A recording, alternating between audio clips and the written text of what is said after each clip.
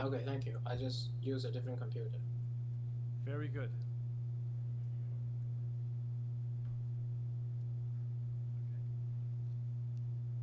Good afternoon.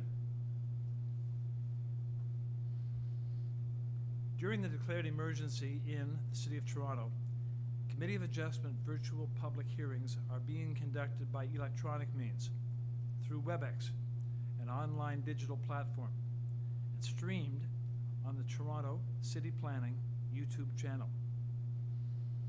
These measures are necessary to comply with physical distancing requirements and a provincial order that limits attendance at public gatherings. My name is Bruce Mullock. Panel members today are Lisa Valentini, Larry Clay, and Erin Cheng. This will be a virtual public hearing. Participants who have registered in advance will be able to make their presentations to the committee using WebEx, an online event platform that is being moderated by city staff. Anyone wishing to view the hearing may do so by watching on YouTube. Participants who have registered in advance will be connecting either by computer, a phone or a tablet app, or by telephone. All participants will automatically be muted on entry. When his or her item is called, each participant will be unmuted by the moderator, one person at a time. Only the committee members will be participating by video. Registered participants will be participating by audio only.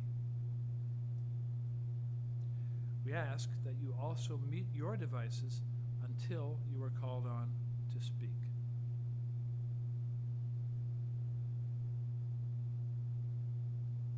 We acknowledge that the land we are meeting on is the traditional territory of many nations, including the Mississaugas of the Credit, the Anishinaabe, the Chippewa, the Haudenosaunee, and the Wendat peoples, and is now home to many diverse First Nations, Inuit, and Métis peoples. We also acknowledge that Toronto is covered by Treaty 13 with the Mississaugas of the Credit. In accordance with Sections 45 and 53 of the Planning Act 1990 as amended, this meeting of the Committee of Adjustment of the City of Toronto is called to order. The Committee of Adjustment considers applications for variances from the provisions of the zoning bylaw that apply to property, permission to extend or to alter lawful non-conforming uses, and consent applications to sever properties to create new lots. Anyone in attendance today who wants to receive a copy of a decision of the committee on an application must submit a written request for a decision by email. Please ensure that you include your name, address, and email address because Committee of Adjustment and TLAB will be sending notifications and appeal updates by email only. You may not agree with the decision of the committee. Decisions may be appealed to the Toronto Local Appeal Body, or in some limited circumstances, to the Ontario Land Tribunal. Appeal instructions are set out at the bottom of the decision of the committee. Procedure. I will call each item in the order that it is listed on the agenda. When an application is uncontested, the agent or applicant will proceed with their presentation if requested by the committee. The committee may ask questions and or take the matter into committee for a decision. Each speaker, including the agent or applicant, will be given a maximum of 5 minutes to address the committee. I will comment when you are reaching the 5-minute mark. When addressing the committee, please clearly state your name and address, and please remember to confine your remarks to the matters outlined in the application. The applicant or agent will proceed first and may be asked to make a presentation to the committee on the application. Please note that the committee may not entertain revisions to proposals at the hearing today. The committee may decide to defer the application, if substantially revised, to ensure the revised application is accurate and that all those entitled to notice of the application are informed of the changes. Then, individuals either in support of or opposed to the application will be invited to speak.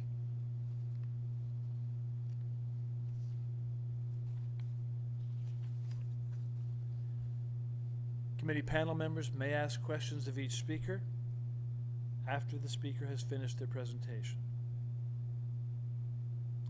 When all the speakers are finished, the agent will have an opportunity to rebut, but only to those issues that were raised by the speakers. And that will mark the end of discussion on that application.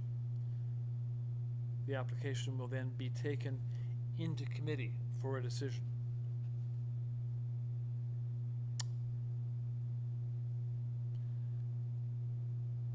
Okay.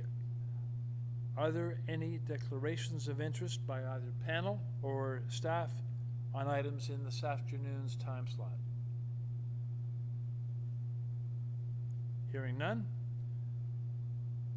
Madam Deputy Secretary Treasurer, have you received any requests for deferral? Mr. Chair, there is one request for deferral by the applicant. However, it is for item number 42 that is scheduled for 4:30 or shortly thereafter. Thank you.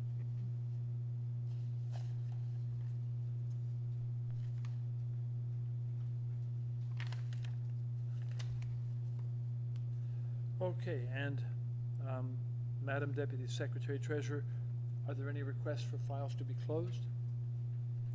No, there are not. Thank you.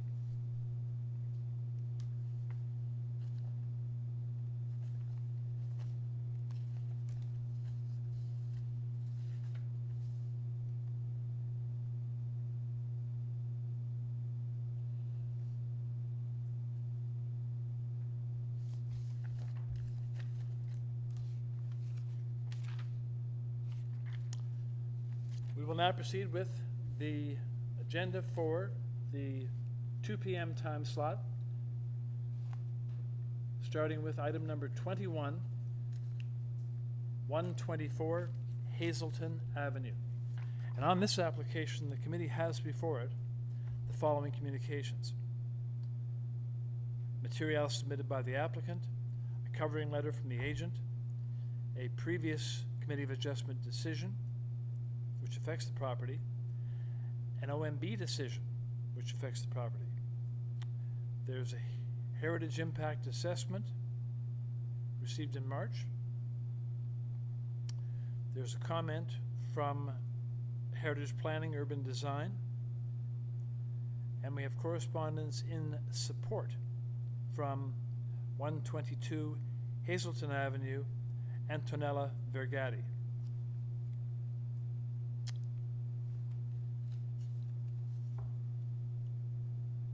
Moderator, do we have the agent with us? Yeah, Mr. Chair, the agent's been unmuted.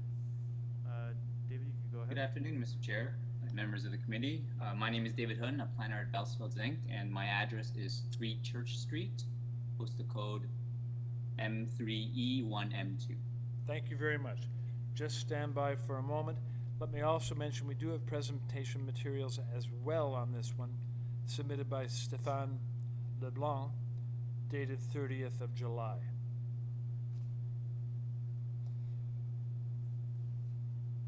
Committee members. Yes, I did. Sorry. Committee members, do we have Do we have questions for this applicant, or would you like to hear a presentation? What are your thoughts? No need for presentation, okay. Any questions for the agent? Don't appear to be. Very good. Then let's move forward to a motion on the application, please. Anyone ready with a motion?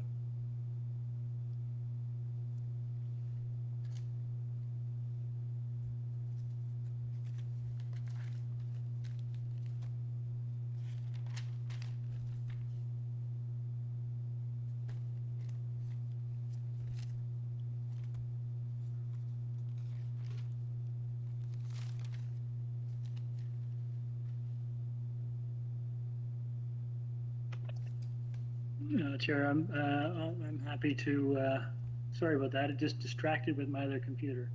I'm happy to move a motion. I think this is quite reasonable, very minor, putting a carport roof over the existing driveway. Given the proximity to the rather large condo right next door, I think it's quite in keeping with the situation. I think it's very minor. I would move a motion to approve. I don't believe there are any conditions in all the supporting material that we saw. It's already gone through a heritage assessment, and they're fine with it. Motion to approve by Mr. Clay. Is there a second to that motion? Yes, there is. Ms. Valentini. So moved and seconded to approve. Let's take that to a vote. All those in favor, show of hands, please. And there is a unanimous vote to carry the motion, and the application is approved. Thank you. Panel moves along to item number 22, 61 Harcourt Avenue.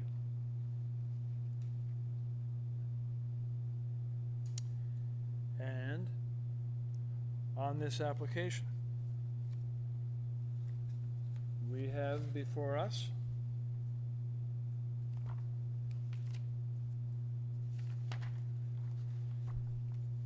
simply the materials submitted by the applicant with the application. So I'll ask the agent to join us by stating your name, please. 1 minute, Mr. Chair. My computer's just giving me Okay, issues. just waiting for a moment to catch up with the agent. There we go. Stefan, you've been unmuted. You can go ahead.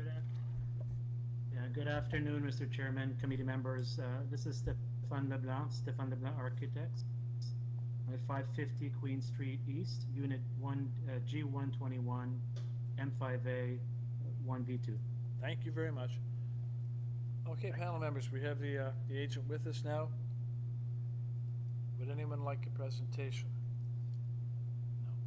Do you have any questions for the agent?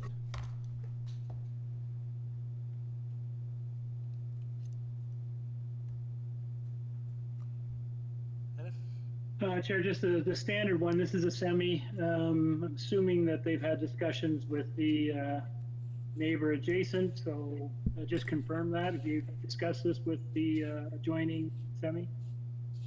Yes, in fact, this is a project we're doing together.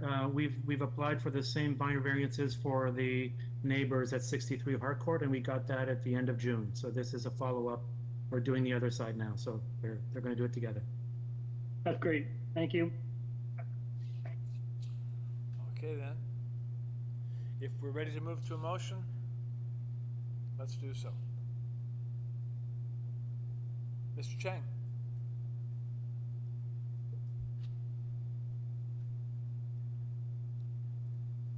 Mr. Chang? I'm so sorry, yes. Okay. I was saying that based on the response from the applicant that they have worked with the neighbor and the numbers that they're working on are extremely minor and is very straightforward, I would like to propose to move forward for this application. Motion to approve by Mr. Chang. Is there a second? And there is. Ms. Valentini. So moved and seconded to approve. All those in favor? Unanimous vote to carry the motion and approve the application. Thank you. And with that, the panel moves to number 23 on our agenda, which is 93 CEDARCREST Boulevard. Here we're looking at a plan of survey, a revised site plan. We have floor plans and revised elevations. And there is correspondence in opposition from 97 CEDARCREST, 95 CEDARCREST, and 96 CEDARCREST. All those received 26th or 27th of July. Okay, just checking with you. Moderator, those we have standby speakers? Mr. Chair, we just have the agent registered to speak on to this item. Just the agent is registered to speak? Okay. That's correct, yes. And we have Gus, and Gus has been unmuted. Very Yes, good. hello. Good afternoon, Mr. We'll ask the agents to join us by stating your name, please.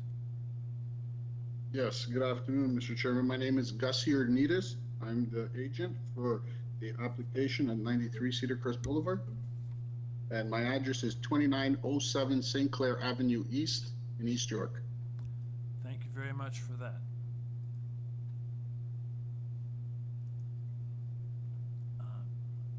Now, panel members, would you care to hear a presentation on this application?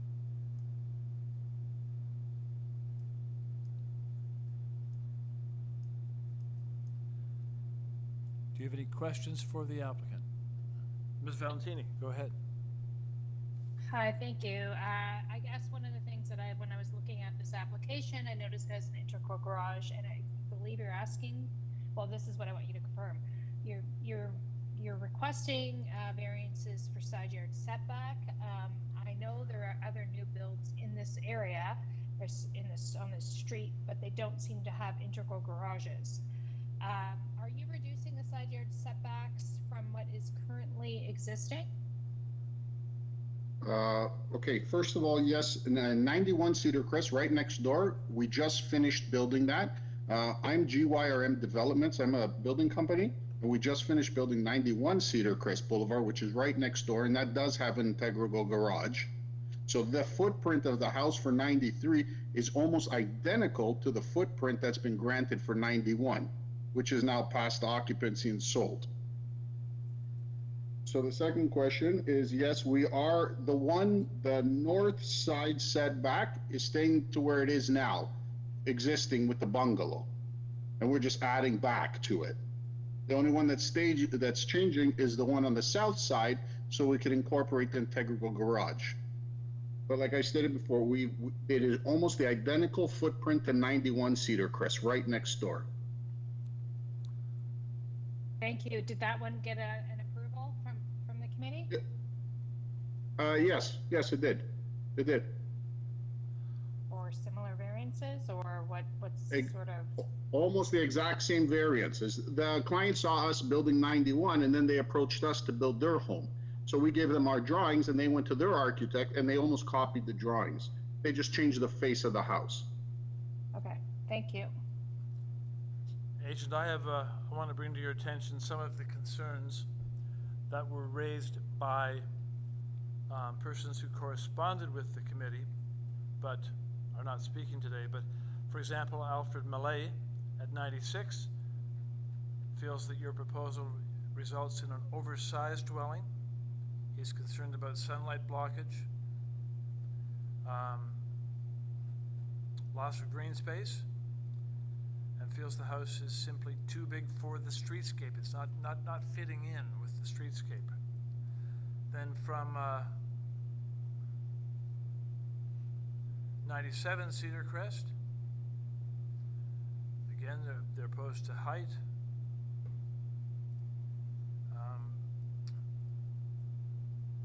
Concerned about sunlight blockage.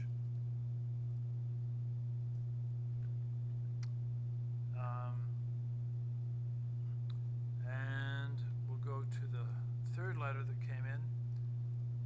Here again, oversized dwelling. They worry about overlook, backyard enjoyment decreased, loss of green space, too big for the streetscape. Could you please speak to those concerns? Yes, sir. Thank you. The too big part of it is, like I already stated, we've built 91 CEDARCREST, which is the same size. And for that neighborhood, there are houses that are much bigger than this house.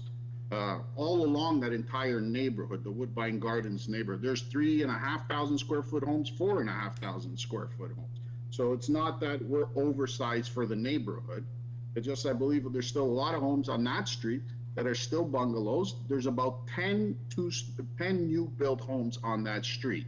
So we're not gonna, it won't, if it is granted, it would not be the only house on the street that is a new build. Like I said, 91 CEDARCREST is almost 3,000 square feet and it's right next door. So for the sunlight blockage from 97, there are 2 houses down. So it's impossible for there to be any shade 2 houses down 60 feet away. Thank you very much. Any further questions for the applicant panel?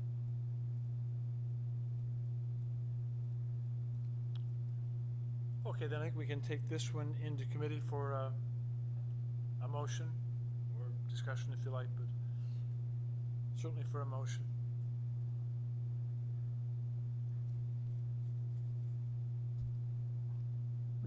Chair, I'm happy to start. I too read all the correspondence from those who were opposed, and I think we could just generally say that they're just concerned about another new build coming on the street, and it's just a little bit too large for their taste. Having said that, bungalows are usually targets for some sort of redevelopment, often the second story, and that's what's happening today. I'm convinced that the proposed variances are minor. They did look around the neighborhood. There are similar builds in that area. In fact, there is a similar one going up right next door. I don't see out of line, out of character with the type of change that's happening in many neighborhoods. So I would propose that we approve this application with no conditions. Motion to approve. Does it have a second? It does have a second. Ms. Valentini seconds. So there's a motion to approve, seconded before the panel. All those in favor, show of hands. And the vote is unanimous to carry the motion and approve the application. Thank you. Item 24 is 52 4 Oaks Gate. Here we are looking at copy of plan of survey, revised site plan, floor plans, elevations. There are 9 photographs submitted by Trevor Gain, the agent. We have commenting reports from Urban Forestry. In support, there is a 16 signature petition. And this has been signed by owners at on 4 Oaks Gate 50, 44, 56, 48, 80, 43, 51, 86, 57, 25, 64, 37, 35, 58, and 60. That received on July 23rd. There is opposition in the form of correspondence from 54 4 Oaks, which would appear to be right next door, from David Shorey. Now, moderator, do we have Mr. Shorey on registered to speak? No, we don't. Mr. Chair, not that I know of. No, we don't. Okay. Okay then, so panel. Well, okay, let's bring in the agent then. Sure. Trevor Gain's been registered to speak to this application. Trevor, you've been unmuted. You can go ahead. Good afternoon, Mr. Chair. I am Trevor Gain, the agent here for the owners. My address is 10 Celebrity Place in Markham. Good afternoon to you.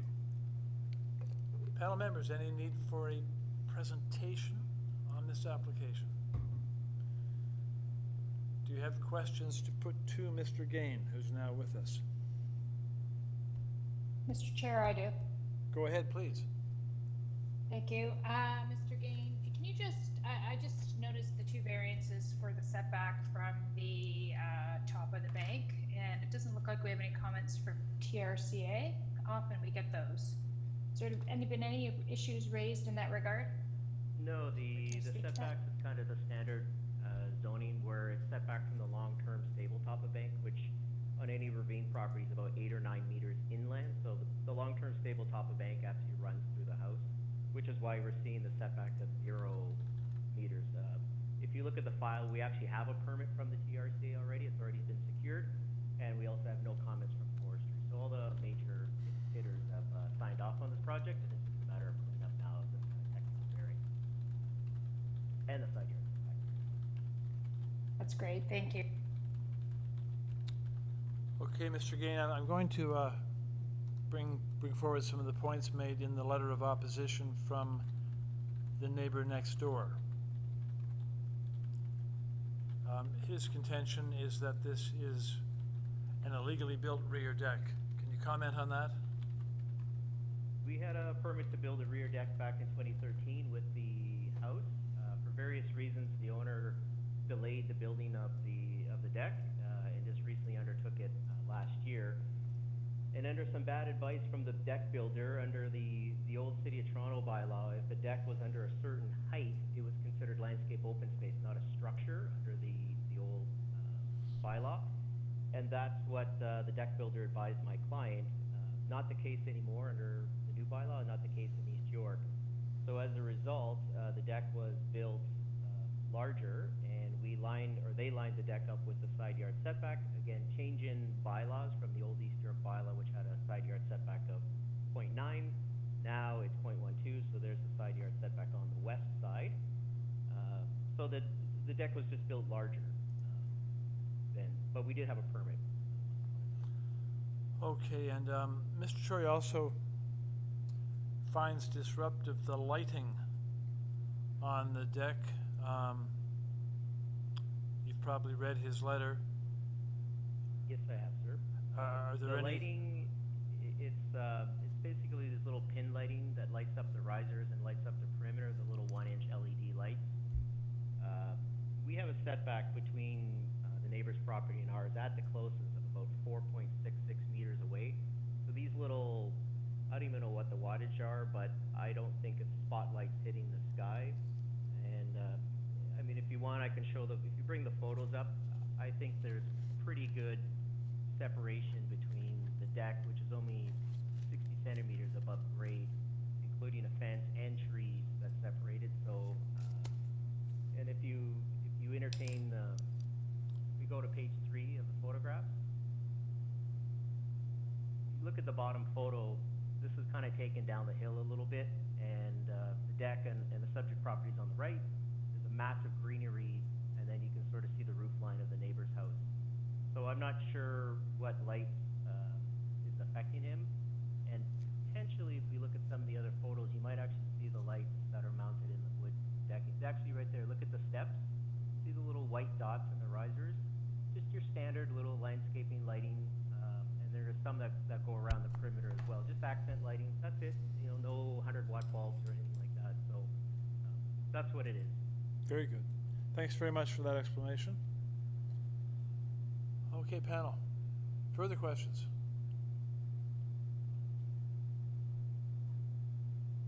Then let's take the application into committee. We can move to a motion if anyone's ready. Ms. Valentini, please. Thanks, Mr. Chair. My biggest concern was the setback from the top of the bank, but I'm satisfied with Mr. Gaines' explanation that the house runs through it, so there's no issue anyway. TRC is okay with it. I don't think the setback for the side yard is imposing. We see, greater variances or side yard setback, so I think in this case it meets the 4 test and it's minor in nature. So I'd like to bring a motion forward for approval, Mr. Chair, without any conditions. Motion to approve. Is there a second? Mr. Clay seconds. So, motion to approve, seconded. I will put that to a vote. All those in favor? Show of hands, and it is carried unanimously to, the motion is carried unanimously. The application is approved without condition. Panel moves along to number 25, 349.5 Crawford Street. On 349.5 Crawford, we have applicant materials and two commenting reports. One is from Traffic Planning Transportation Services and the other from Urban Forestry. So, we'll ask, we'll ask the agent to join us by stating your name, please. Good afternoon. My name is Edward Lee, and I am the agent for this project. Very good. Good afternoon, Edward. All Morning. right. Good afternoon. Let's check with the panel. Panel, presentation needed? Questions for the applicant?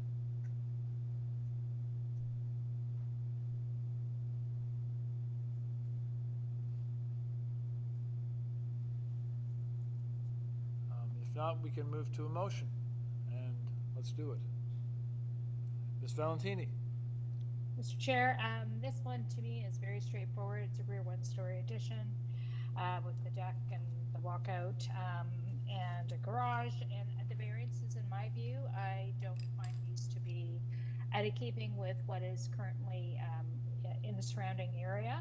And I did note when looking at the plans that the proposed rear one-story addition is in keeping with or even a little bit less deep than what's at 349 adjacent. So I think this fits in the area nicely, and so it would be a motion for approval of the application subject to the conditions set out Urban Forestry number 1. Thank you. Is there a second? It is seconded by Mr. Cheng. So moved and seconded to approve subject to forestry. Those in favor, show of hands. The motion is carried, unanimous vote, and the application is approved subject to forestry. On item 26, 5 BRULE Crescent, Committee of Adjustment has before it applicant's materials, an arborist report. We have correspondence regarding proposal revisions from the agent dated 28 July. There is comment from City Planning, from Urban Forestry, Ravine and Natural Feature Protection. In fact, 2 items from Ravine and Natural Feature, March and July. There is another Urban Forestry, so there is an Urban Forestry staff report dated 28th of July, and a report from TRCA received in April. There's correspondence in support only. 3 form letters submitted by 2, 3, and 7 BRULE Crescent. Those were received back in April.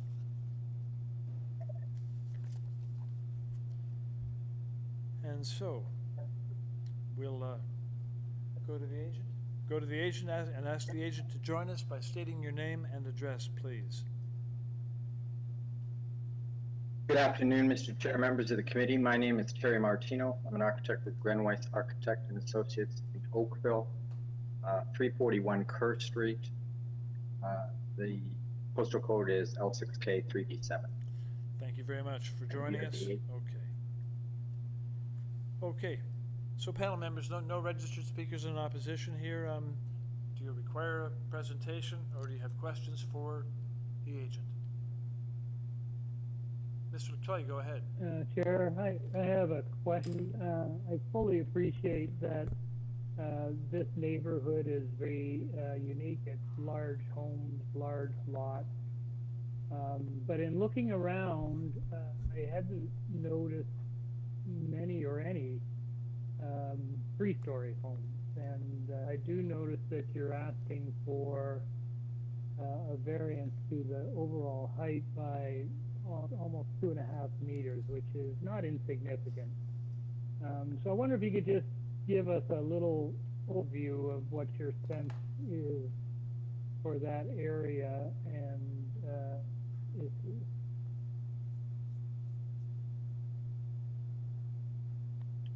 Thank you, and through you, Mr. Chair.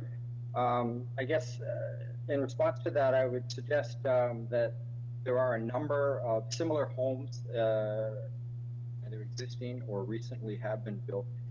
Because of the topography of the land, the lot slopes dramatically from the front to the rear. And as a result of the calculation of average grade, which is taken at the front, the home is considered to be 3 stories. This generally then ends up reflecting an oversized, or at least enlarged, higher building height, as well as all 3 stories, which, including the basement, have to be considered in the FSI. If I could, I'd like to direct the committee's attention to the correspondence that we had in consultation with community planning, and in order to gain their support, we submitted a revised proposal, which was acceptable to them, which reduced the height of the building from 11.33 meters, which is one of the variance requests, to 10.97. We Agent? also reduced. Agent, just hang on for a second. Yes, I know there are significant revisions. So what we need to be careful to do here, I think, is I'm going to ask you to read all of those revisions into the record, because I believe that your correspondence of is it 28th of July? I think it is. It revises Yes, things sir. substantially, and I don't believe those changes show on what we're looking at. So we're going to have to go through the. So we don't do it twice. Let's just do it once. Let's go to the variances as they're listed. And right now we're showing 7 variances on the original application.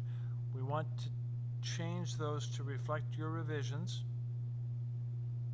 And we just want to go through it once so staff can capture it and so that the panel grasps the difference. So do you have the access to the actual to the application as we are looking at it? You can Yes, see it. Mr. Chair, I You do. can see it there, okay. So I'm going to refer to variance number 1 as we have it. The proposed driveway width will be 4.54. Is there a revision to that variance? Yes, Mr. Chair, that variance is withdrawn. All of this is in consultation with community planning. That variance is withdrawn. Good, fine, okay, variance number 1 is gone. Number 2, proposed height will be 11.33. That has been revised to 10.97 in consultation with community planning. 10.97 is the revised number, thank you. Number 3, proposed height of the front exterior main walls will be 11.07.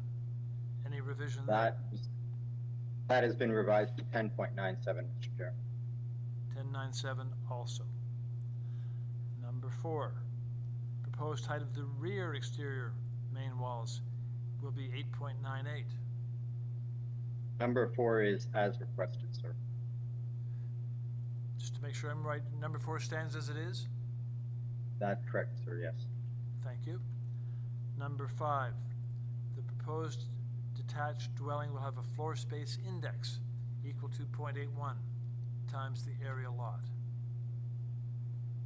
That, sir, has been reduced to 0.745 times the area of the lot, resulting in 479.2 meters squared.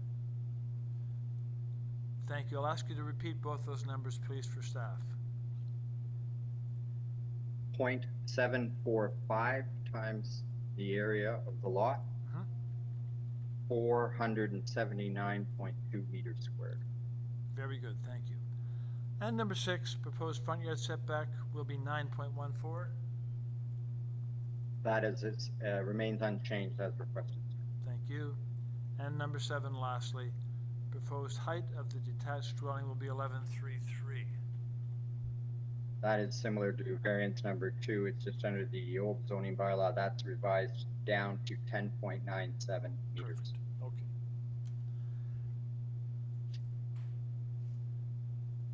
Very good. I think we have all those captured then. We do. Very good. Okay, any questions, any further questions for the applicant panel?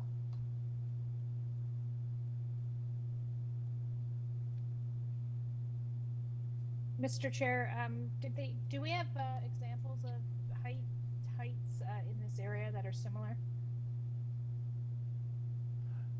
That's a question for you, Agent. Do we have examples of Have any other similar variances? structures in the area regarding height? Again, through you, Mr. Chair, I am not aware of the specific numbers. However, this was consulted with community planning and worked out that they had access to the numbers, and they felt that under 11 at the 10.97 they could support. And I recall in discussions with Ms. Negro that she had mentioned others in the immediate area of having a height of that number. Okay.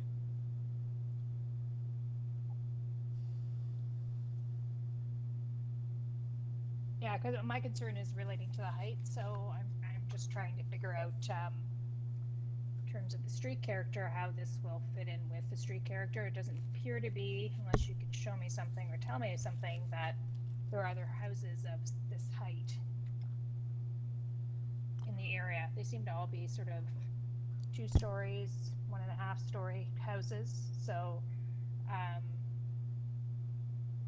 is there anything else you can speak to or point me to satisfy me that this is going to fit in? I mean, based on the numbers, I have concerns. Thank you. Through you, Mr. Chair. I guess, as I mentioned previously in my presentation, the average grade is at the front of the lot, and effectively the house, as you can see in the south elevation, is 2 stories. Therefore, you're taking a height measurement from the lowest part. Immediately adjacent at 7 Brule Crescent, that house is effectively a 3-story house, and our house is no taller than it. And my client, as previously mentioned by the chair, received a letter of support. I further, in consultation and discussions with community planning, provided them with a map, which, whether it be on Riverside Trail, which is the house, or excuse me, the street immediately south, there's 219, Brule Gardens would be 6, 16, 24, 41, all 33, all similar heights where you drive in, the garage is at grade. It's considered the basement for the purposes of height because they have a mound of grass effectively as landscaping out in front. We, in terms of designing the house, in order to alleviate a grading situation adjacent to 3 Brule, the existing ground was higher and it drains onto the neighbor's property. Now the driveways will actually be at the same level, thus alleviating any of the stormwater drainage. So unfortunately, as a result, it was considered 3 stories for the purposes of the zoning bylaw. And on this way, and I had similar kinds of initial concerns about that, at least. On the surface of it, when you look at the variance, it seems quite significant. I do appreciate now that there's basically no basement to the structure. It's at grade, like it's the basement. But the only thing I would note as well is it looks like there's a reverse ravine in behind, and that might mitigate a little bit of the height concerns, and particularly given neighbors on both sides and across the street seem okay with it. I too had those initial concerns, but I think I'm now comfortable having heard the explanation. And it is huge lot. Thank you. Through you, Mr. Chair, Yes. in response, the lot slopes dramatically, as I said, from BRULE CRESCENT to the rear yard, and then even further still up Riverside. And so that's one of the issues that we have a lot. With respect, just to put it into perspective, if we were to take out the basement level, which we're being forced to count in the FSI at this point, the actual coverage would be approximately 0.54 in terms of FSI, which I believe is quite reasonable for a lot that's this size. Thank you. That actually helps alleviate my concerns in terms of, now that I'm re-looking at the plans and, had another sort of look at the grading on the street and on the plans, I realize now that the garage is at basement level. That's correct, right? The garage is at basement level, so the front of the house is like a walkout basement in a sense, because it's a reverse slope. So I'm understanding that correctly. Is that correct? That is correct, yes. Thank you. Okay.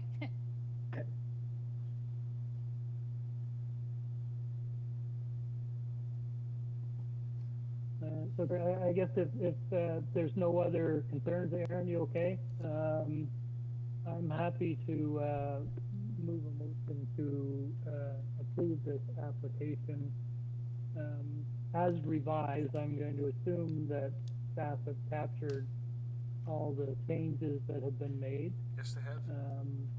Good, thank you. And subject to forestry condition number 1.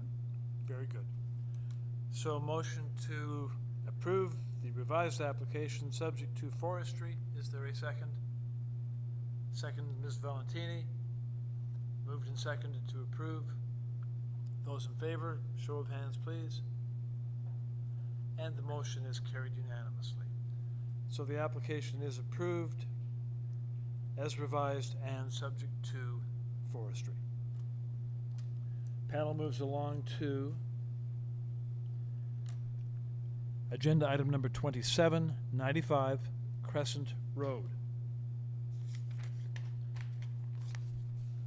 On 95 Crescent, the committee has before it applicant's materials as submitted. We have 2 previous Committee of Adjustment decisions dating to 2005 and 2006. There is an arborist report. We have comment from Transportation Services, also from Heritage Preservation Services at City Planning. Pardon me, forget all of that. That's, oh no, am I right? No, I am right there. Pardon me. What I said relates to this application. And we also have a tree protection and plan review from Urban Forestry. There is correspondence in support from 91 Crescent and 99 Crescent. Hi, good afternoon. Good afternoon. Please state your name. My name is Jason Vanderkirk from JVK Landscape Design and Consultation, Inc. at 1306 Dundas Road, or Sodom Road in Dundas. I'm speaking on behalf of the owners at 95 Crescent Road. Thank you very much. Panel members. Thank you. Questions for Jason regarding number 95 Crescent Road, or do you wish to hear a presentation? Don't need a presentation, Chair, but just a little bit of clarity. I'm just looking at the plan. So there's 2 parking spaces, is that correct? Each side? That is correct. That is what we're proposing. There is currently a driveway with 2 entrances. We are looking to convert the second entrance into just a secondary standalone parking area. The other entrance will be to the existing garage attached to the house. Right, so the variance is in respect of the parking, like it used to be a crescent, there used to be a sort of a Correct. circular driveway, so you're Correct. moving that, changing it to 2 parking spots, and which parking pad is the one that the variance is To related the left, to the left of the drawing there. Okay.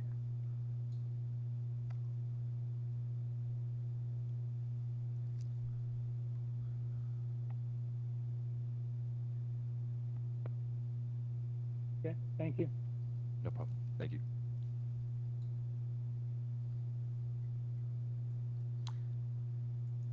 Okay, Mr. Chang, go ahead. And to the applicant, you are aware of the conditions from transportation, right? That is correct. We have spoken to them, and they have given a tentative approval back when we had started things back this spring, given a 30-day condition. But of course, having to go to committee, we're outside of that 30 days, so we'll have to reconvene with them and confirm. But they had no Okay. objections. They were in support. And you're okay with the forestry staff report? Yep, we have discussed with them, and everything seems to be in agreement as per the current plan.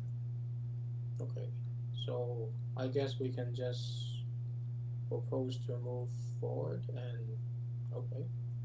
So I would suggest to get into committee and then propose to approve this application, subject to forestry report and the transportation report. And transportation. That's right, both. There, okay. Motion to approve from Mr. Chang, seconded Mr. Clay. Those in favor, show of hands. And the motion is carried. The application is approved, subject to forestry and transportation. Panel moves along too. Item number 28, 91 Spruce Hill Road. And on 91 Spruce Hill,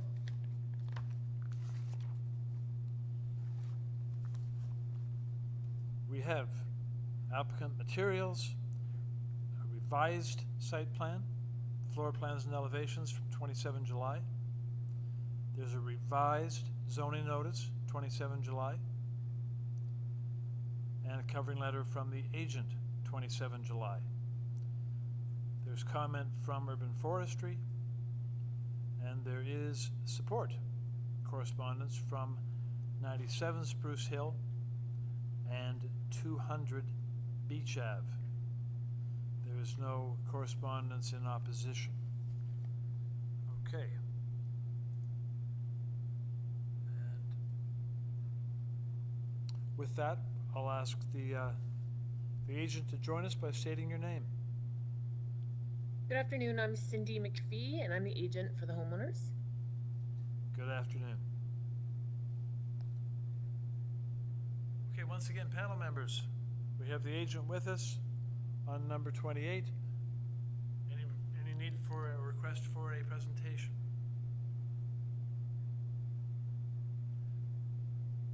And then you can put your questions directly to the agent if there are any.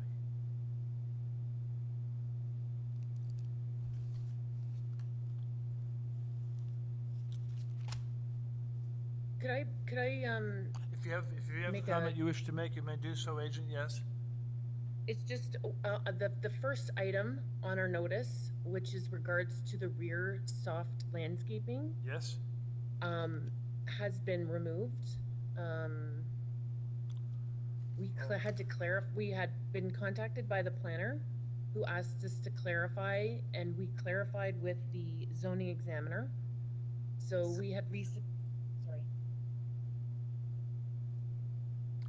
Okay, and that helps us. So variance number Yeah. 1. We are reading the revised zoning notice. There are only 2 items in it. Wonderful. Okay, great. Thank you. No problem.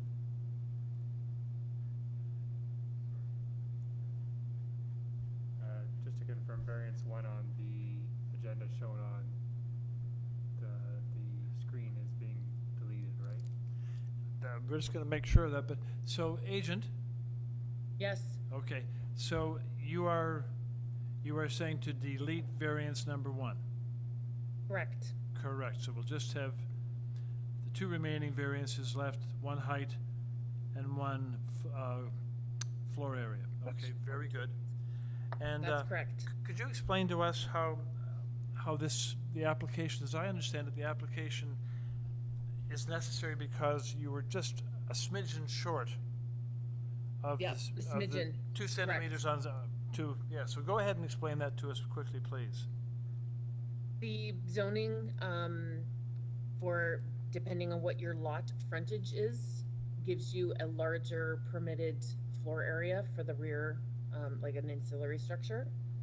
And so we base this on the fact that we are the 2 centimeters short in terms of lot frontage width to ask for a larger, garage at the rear, as per what is typically seen along, these rear lot garages.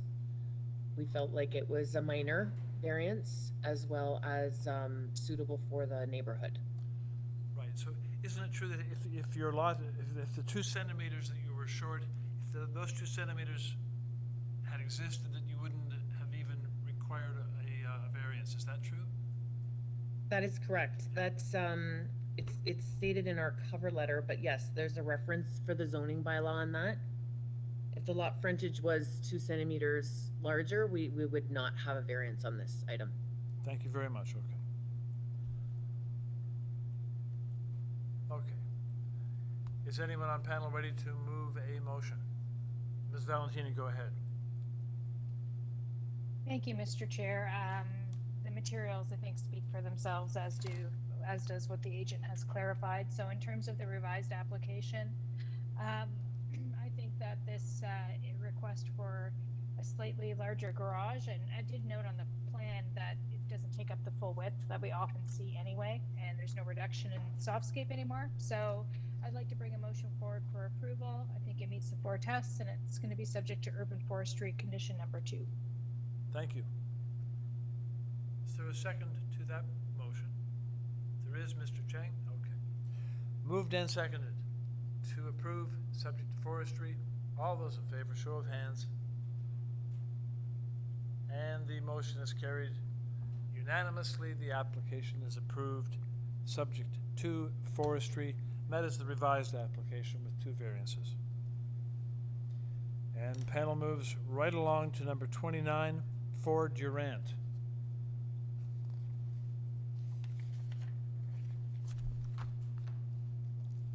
On number 4 Durant, we are looking at applicant materials. We're looking at a staff report from community planning. And there is support correspondence from 14 Durant, Grace D'Souza.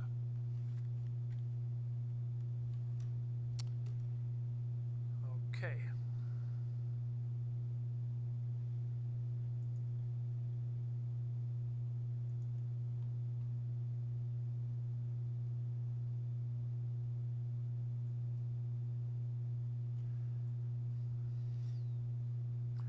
And this application is to alter the existing 2-story semi-detached dwelling by constructing a front porch enclosure, rear 1-story addition, rear deck. Panel members, any desire for a presentation here, or any questions for the applicant?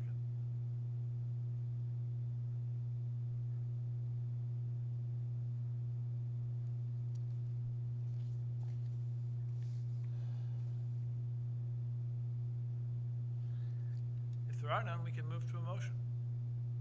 I have one quick question. Are you familiar with the memo from set out by the planning department in terms of building in accordance with the plans as laid out in that memo?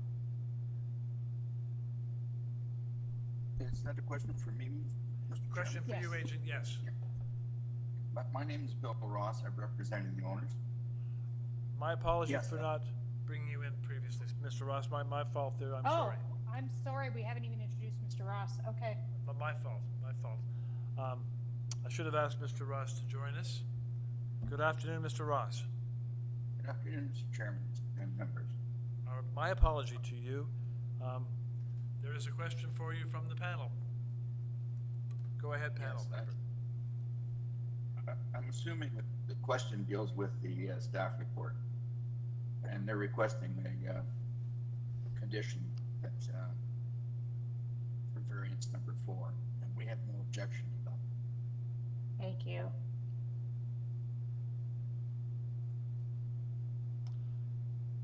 Any other questions for Mr. Ross?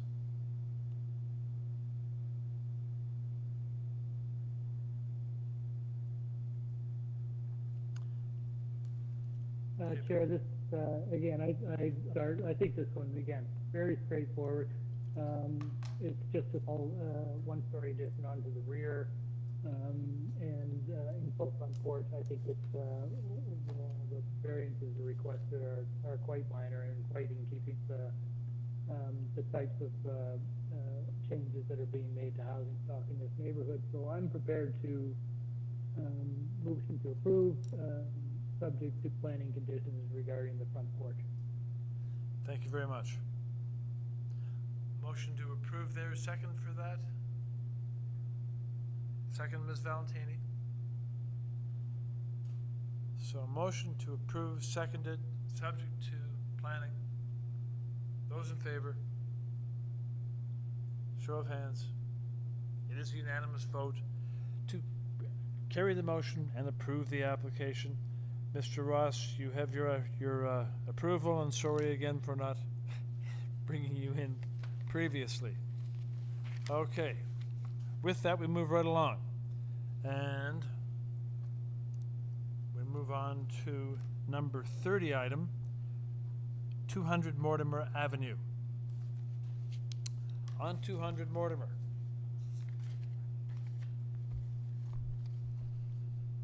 There are applicant materials. Covering letter from Johnny Reed and Michelle Easton, the applicants, received in March. And there is commenting report from community planning of city planning, and also from community planning dated 28 July, a staff report and an email correspondence from 28 July. So there is a staff report from 28 July on this. And so we will now ask the agent to join us by stating your name, please. Hi, good afternoon. My name is Johnny Reed. I reside at 200 Mortimer, East York. Good afternoon. Great. Yeah, representing ourselves here. Very good, thank you. Okay, Mr. Reed, I'm going to ask my panel colleagues if they need a presentation. If they don't, they might just have questions for you. So just stand by a sec. Great. Panel members, presentation request.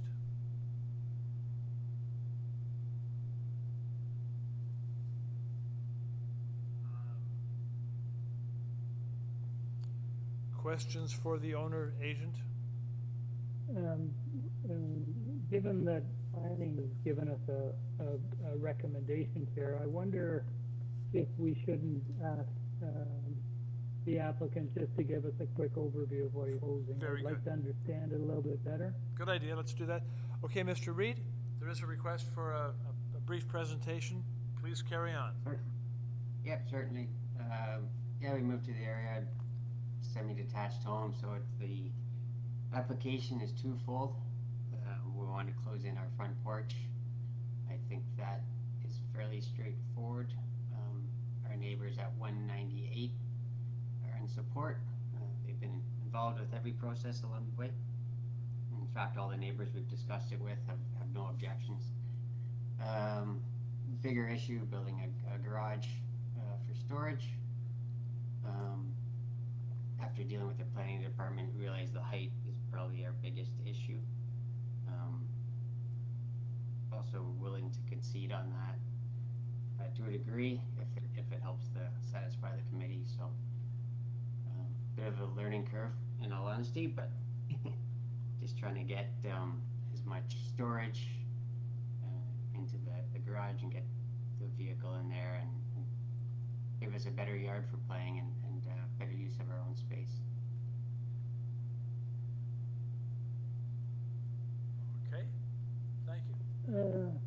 Well, maybe I can start off. I don't imagine my colleagues and I have a problem with the porch. It really is just feeling, I think, with the height of the garage. And you'll, by now, having gone through the process, appreciate that there are restrictions on what you can do. And staff are uncomfortable with, I think you were building it to 4.9 meters. It's 4.0 is allowed. You implied in your presentation that you would be, you'd consider changing that. And I just wonder what you would be able, would you be able to come in at the 4 meter height permission? I think 4.2 would be preferred for what we're doing, if that would satisfy the committee. So that's 0.2 meters or restricted. So just, can you just give us a little bit of, I guess, just for, because you need overhead storage, is that? That's right. We just want to get as much full height storage in the space as possible. I work for myself, so I drive a full-size van, so storage above it is not as flexible, so that's another factor as well.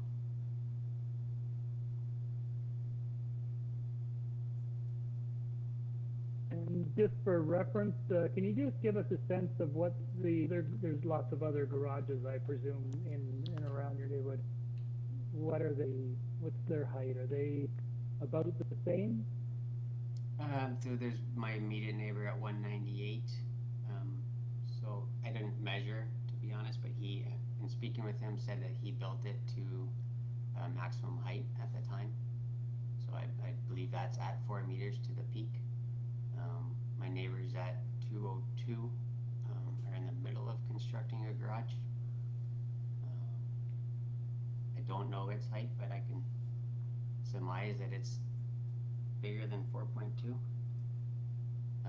As far as the other adjoining backyards, they're all smaller, to be honest. So I would say they're probably around 3.8, like below 4 meters. Okay. Thank you. Okay.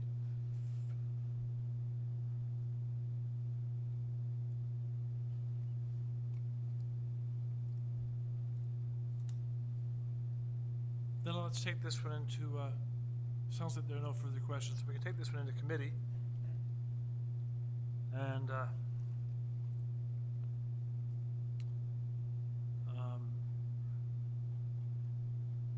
comments, we're now in committee. Any comments? Mr. Clay, any comment with respect to the garage height?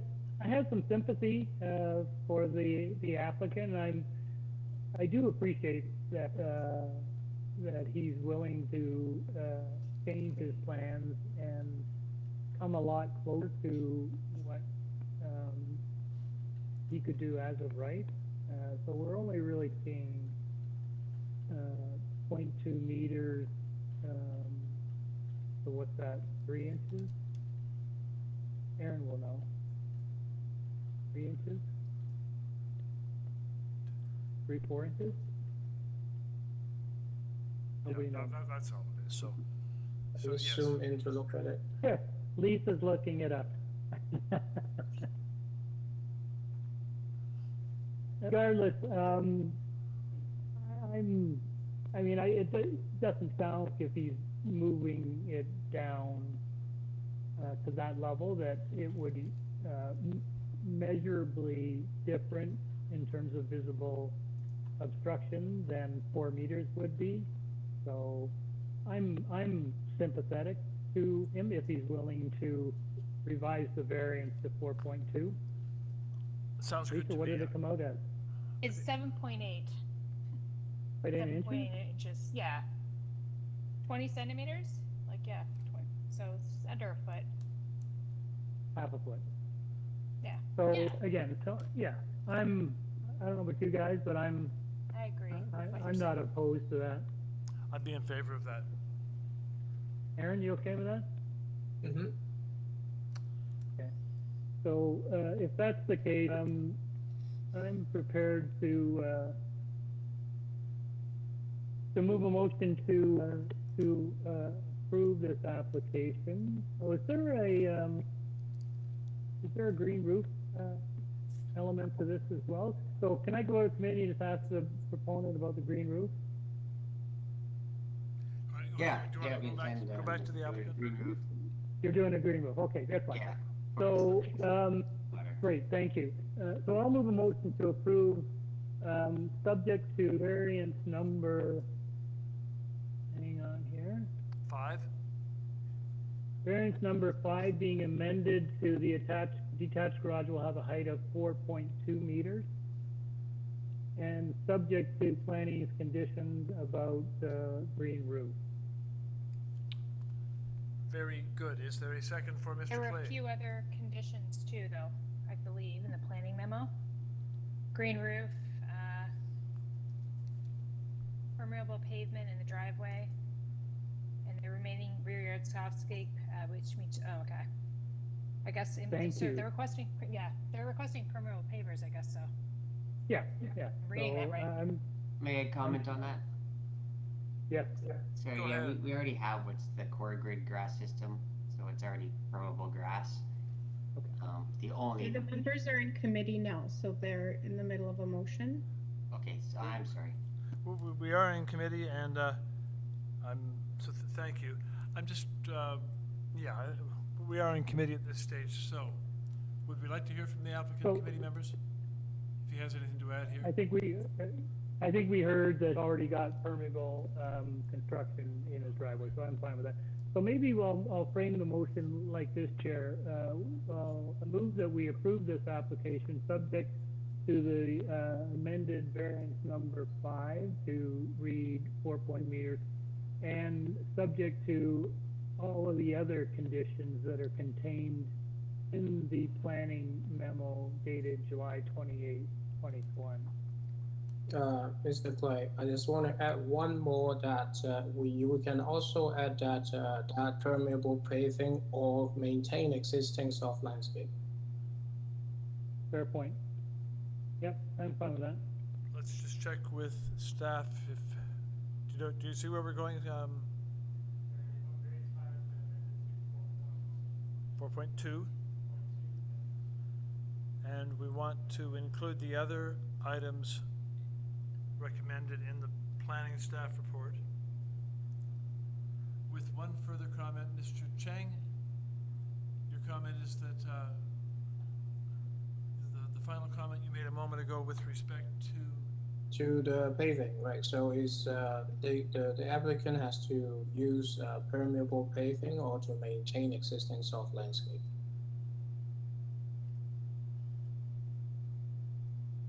Okay. So that allows them to keep the stuff, what he's already installed. Exactly. They can keep it. They don't have to redo it, but they can pave it with something solid.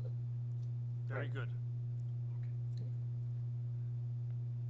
There's the motion. Is there a seconder for that motion? Second for that motion. It is second, Mr. Chang. Moved and seconded to approve the application as just defined. All those in favor, show of hands, please. It is carried unanimously to approve, and the motion is carried, and the application is so approved. Panel moves along to number 31.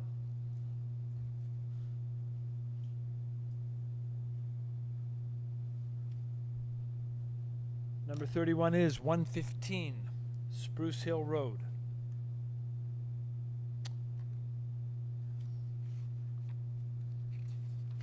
Which involves a new garage.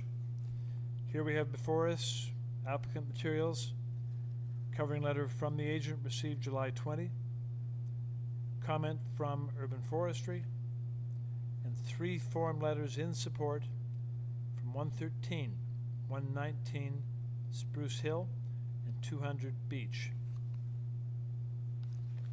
Okay. So, moderator, do we have the agent with us? Very good. Okay, agent, we'll ask you to join us, please. To state your name and address. Good afternoon, Mr. Chair. It's Jay Smith, 2814 Hollington Crescent, Mississauga. Thank you very much. Okay.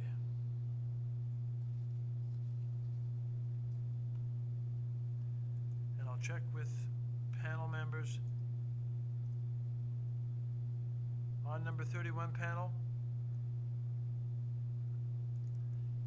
do we need a presentation? Do we have questions for the agent who's now with us? No. If not, we can move to a motion. Go ahead, Ms. Mr. Chair. Valentini. Go ahead. I'm ready. This one is, in my view, extremely straightforward. We've got two, which I believe are quite minor variances before us in terms of the softscape in the rear yard and just a small increase in the floor area of the garage. And the agent, Mr. Smith, has provided information that there are other larger garages along this lane. So I think expanding this garage or having it larger fits in with what's going on. So I'd like to bring a motion forward for approval of the application and that it be subject to urban forestry condition number 2. Thank you very much. There's a motion to approve. Is there a second? It is seconded by Mr. Chang. Moved and seconded to approve subject to forestry. Those in favor, show of hands, please. And motion carried unanimously. Application is approved subject to forestry. Thank you. Which brings us to item number 32, 371 Berkeley Street.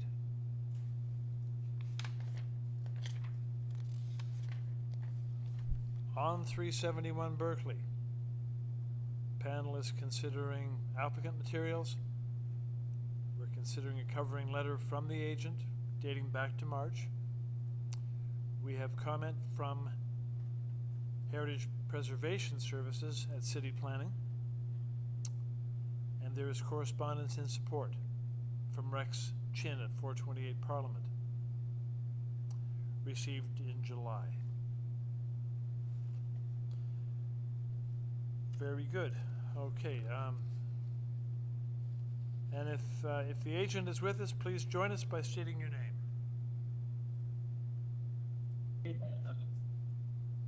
Hi there, my name is Eric Hayden of 455 Dovercourt Road, and I am representing 371 Berkeley Street. Thank you very much. Okay, and this application is comprised of one minor variance, I think.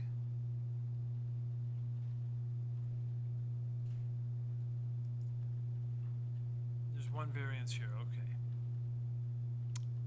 Okay, panel members, I am assuming you don't need a presentation here, but are there any questions for the agent?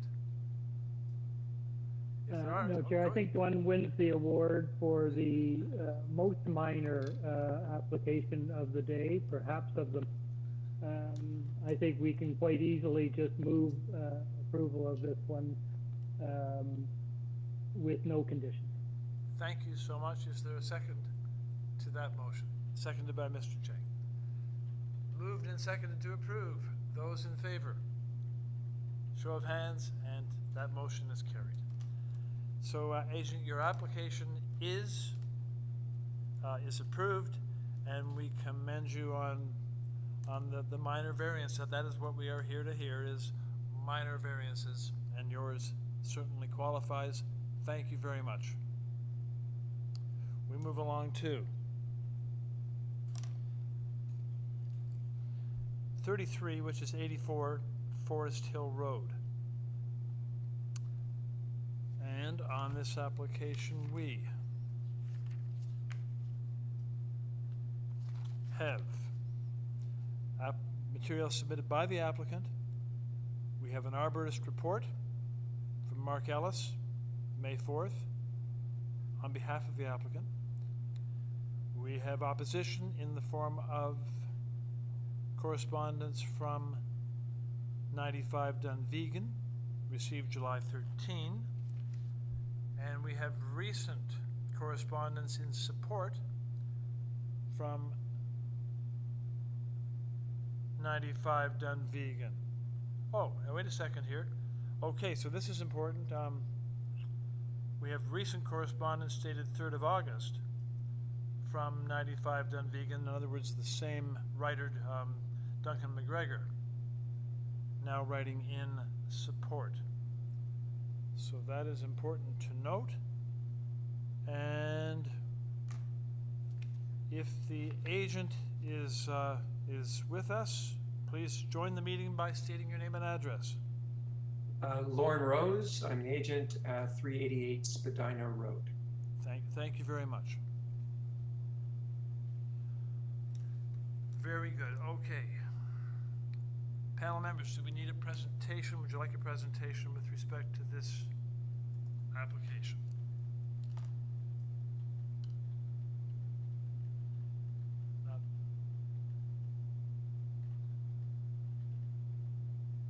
Not being I need asked a full for. presentation, but I have a couple questions. Then we'll go right to questions. Then put your questions, Okay. please, Ms. Valentini. Thank you. Mr. Rose, can you speak to the floor area that you're requesting for the ancillary building at the back? Oh, It okay. seems large, and I'm not sure if it's in relation because it's two-story. Maybe you can speak to that.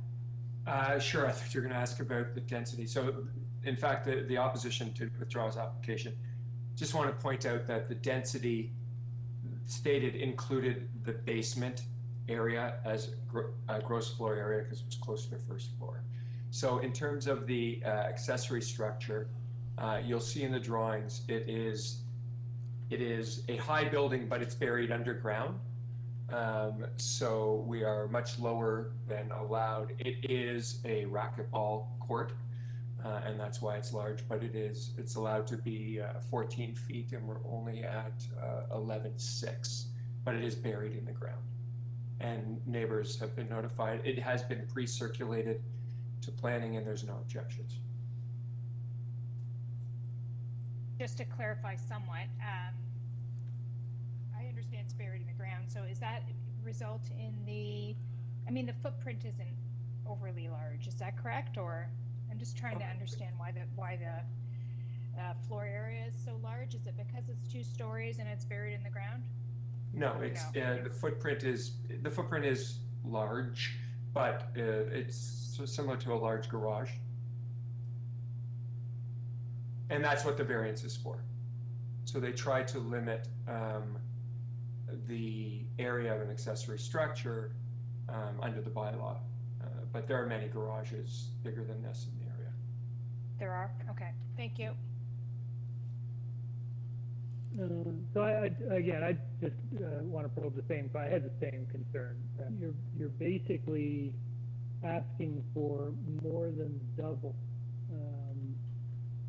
the floor area for an ancillary building. So we really need to understand this. I appreciate that there's no option, and I appreciate that you're not requiring a height variance. But I'd really like to understand, this is a big structure in somebody's backyard. And you had mentioned that there are garages that are of a similar square footage. So if you were to have in Forest Hill, the older houses had detached garages, and they could be 3-car garages, which would be similar size. This is although this is not because it's really a renovation of an existing house. Certainly, if we were to be building from scratch, we could have built this completely underground, and it wouldn't have impact. But because we were trying to save this structure, which was originally built in 1946, this will be the 3rd major renovation. Although I advised my client it might be better to tear down, he did not want to do that. So normally, if we have a court like this, it would be buried in a lower level, completely concealed underground. But that wasn't an option here because we are preserving the existing house. So, sorry, I just need to understand this a little bit. Right? So you're saying we're talking about the ancillary building, right? So yes. Was there an existing structure there, or is there an existing structure there already, which you're just renovating, or is it just a new build? So if you look at the site plan, there was a wood shed. It is very tiny. If staff can put up the site plan. So there was a shed there. As I said, normally if we were building a new house, this structure would be buried underground completely and nobody would see it. That's not an option here because we're preserving the existing house. I have been approved for other accessory structures that are larger than the bylaw allows, and generally speaking, if neighbors are not in objection and planning is frankly not in objection, they are usually approved. I don't know if that suffices an answer for you. Just you mentioned what the supposed height of that is. How many meters? So you're allowed to be 14 feet. We're at 11.6. We could drop it a little lower if that made the committee happy, but as I said, planning and the neighbors aren't objecting to this height. So 14. So just help me out. How many meters is that? Oh, sorry. Yes, sorry. I'm studied in the States. So 14 feet. No, appreciate it. Our approvals and our permissions are meters. 14 feet is 4.26, and we're 11.5. It's 3.5. If you look on the site plan, you'll see a detached garage just to the north, or just to the side of my client's house. So the detached garages are common in the area. If you zoom in there again, staff, you'll see there's, you'll see that stucco garage?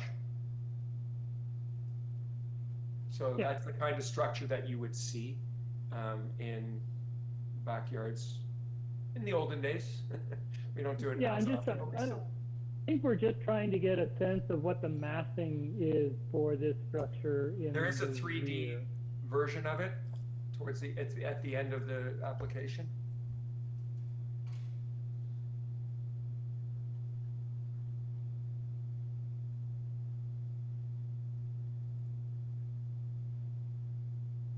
Looks like a garage, just lots of glass.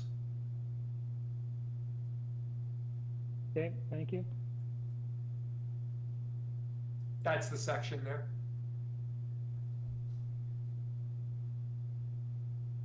Son is a budding Olympian in squash.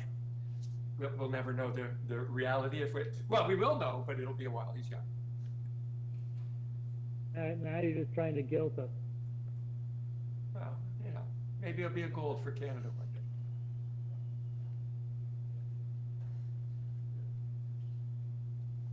In which case, you guys can be part of it. Okay. Further questions for the applicant?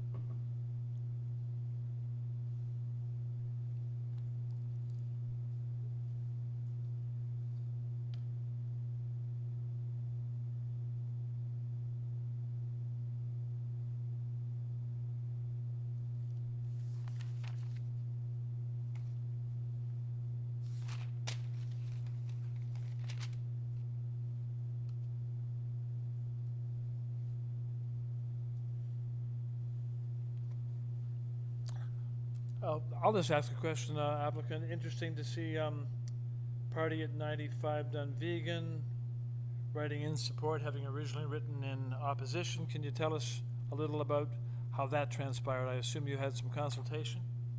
Yeah, so as you can imagine, the first variant says we're 97% density, but if staff can go to one of the elevations, They're including the basement as the first floor because it is closer to established grade than what I call the first floor. We'd all call it the basement. So you'll see on my stat sheet, if you go to the front elevation, I guess. So the first floor is further from established grade than the basement. You see that right where staff has that. So if you go up to our stat sheet, you'll see we're only 67% density, which, as you may or may not know, in Forest Hill is not considered very large these days. So when I explain that, and I understand why you might think it's egregious, he said, "Oh, that's fine. I didn't realize that." He also went to committee of adjustment and has a house that's probably bigger than 67%. But you know, when people get these words on a piece of paper, they have no ability to understand that without consultation. Thank you for that background.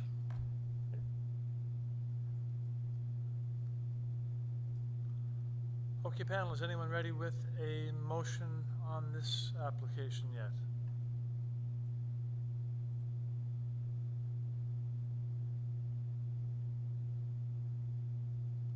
Ms. Valentini, go Chair, ahead. I'm willing to take a kick out of the can with the motion on this one. I am satisfied in terms of the requests being asked, particularly the FSI I was a little concerned about, but when I reviewed the materials, I understood that it was in relation to the basement being included, and at 0.67 and Mr. Lauren's submissions that there are others in the area that are for Forest Hill. It's not huge, so I'm fine with that. I had some reservations about the ancillary building, to be honest, but given the manner in which the structure is proposed and the height, I'm satisfied in my view that there's not going to be any undue impact on neighbors. So I am in support of the variance for the ancillary building. I'm not sure, you know, if you want a motion or if you want motion, please. Yes, go for a motion. Okay. So I'd like to bring a motion forward for approval of the application as is. Thank you for that. Do we have a second for that motion? There is a second. Mr. Chang. So moved and seconded to approve. Those in favor, show of hands, please. And there is a unanimous vote to carry the motion and to so approve the application. Thank you. Panel moves along to number 34, 583 Palmerston Ave.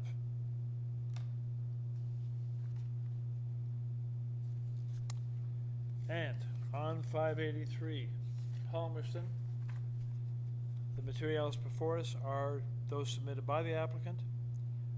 We have a tree protection report, a review from Urban Forestry, and there are 3 form letters in support from Palmerston Avenue, numbers 585, 578, and 589, received 27 July. Okay. And if the agent is with us, please join us by stating your name and address. Hello, this is Laura McInnes, and I'm at 808 Palmerston Avenue, and I'm representing the owners of 583 Palmerston Avenue. Thank you very much. Okay. Okay, panel members, we have the agent with us now. Questions for the agent, or if there's a request for a presentation, just say so. Just a couple questions, actually. So go ahead. I might share. I think what really hits you in the eye on this one is the SSI. So, you know, 0.6 allowed, and you're asking for 1.41. So, on the surface of it, that looks really high. So, I'm assuming there's a story behind this. So the FSI currently is at 1.22, which is really in keeping for the neighborhood. And we're requesting 1.41. In the surrounding area, about 500 meters around, there are several homes above 1.4 and even 1.5, 7 of which were approved at committee in the last 10 years. It's really, it's not a huge increase given the existing house and given what is in the neighborhood around it. So it's extending the 3rd floor, extending the 1st floor by a little bit, and extending the basement in order to have a basement apartment and to make the house more usable for a single family above the basement. But it really is in keeping with the neighborhood. Yeah, sure.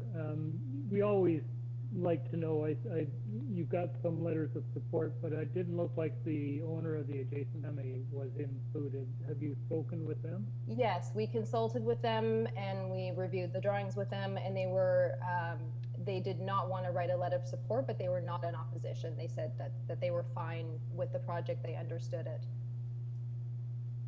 Okay, thank you. A question for the agent from me. So, if approved, the result would be how many units? It would be 2. There would be a basement unit and then the main house on the upper floors. So, main house plus 1 secondary. Yes. Thank you very much.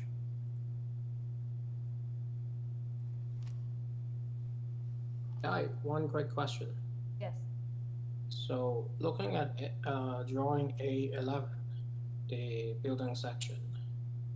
Yeah. So can you just briefly tell me which rooms are the expanded area from the house, from the existing? Sorry, one moment. I have to open that. Oh, there, we can see this. Okay, so the TV room at the bottom in the basement, that one is expanded underneath the existing porch. And then at the back of the house where it's labeled secondary suite, that's for the entrance to the basement, and then above that, a kitchen extension. And then on the 3rd floor, there is the roof line. The master bedroom is existing. Where the stairwell is existing. It's the living room that is the extension on the 3rd floor. Okay.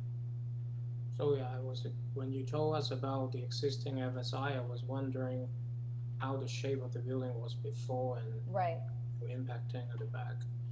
Okay, so you're not casting many shadows at the back. And no. Can you tell us more about the front staircase being? So the front, yes, the front staircase, right now it's over the property line, and we would actually maintain the existing condition but move the stairway to the south. So the condition of the front porch and the entire facade of the front remains exactly as it is, but the front porch rebuilt for that. But it's moving the staircase, not changing how it impacts the property line, but it's shifting it from where it is now. Okay. Right. In order to also bring light into the basement unit. Right, okay, thank you so much.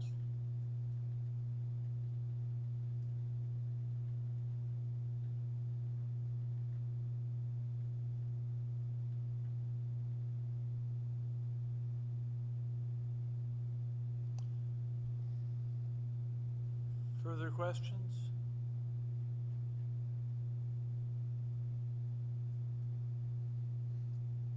So, Chair, I think if no one else has anything, I'll just start off. I thought the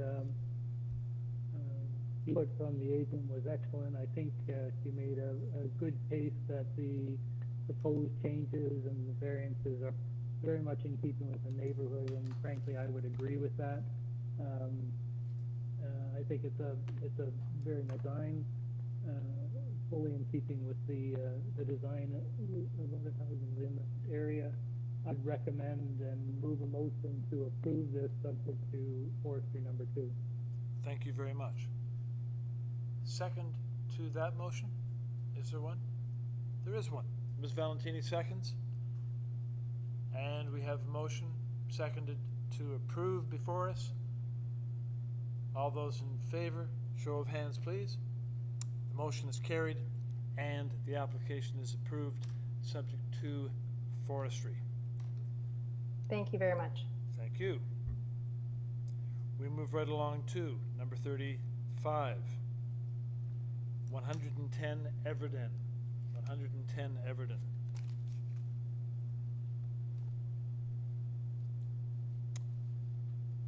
And on 110 Everden,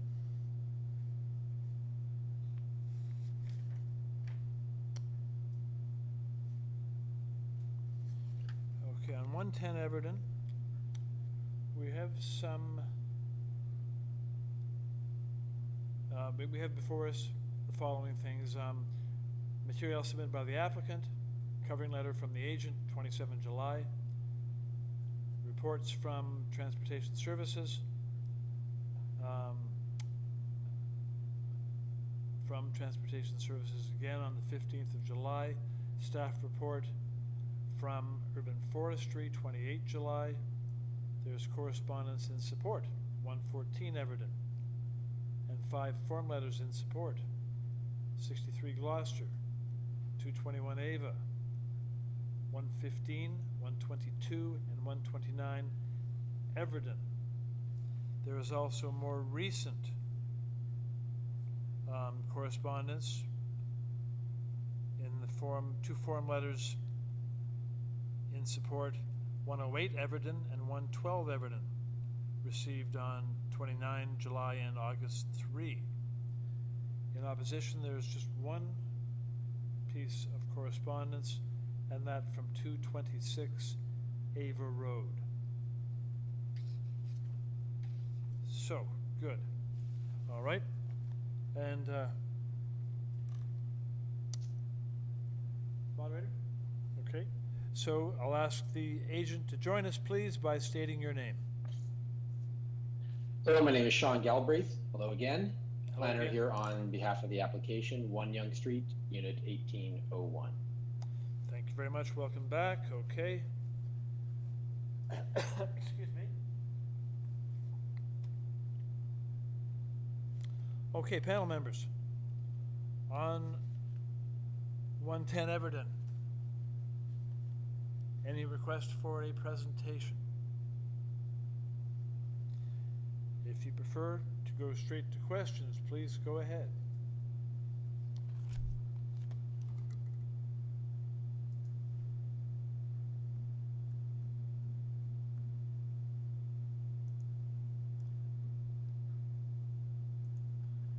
And Nope, I have no questions, Chair. okay, thank you.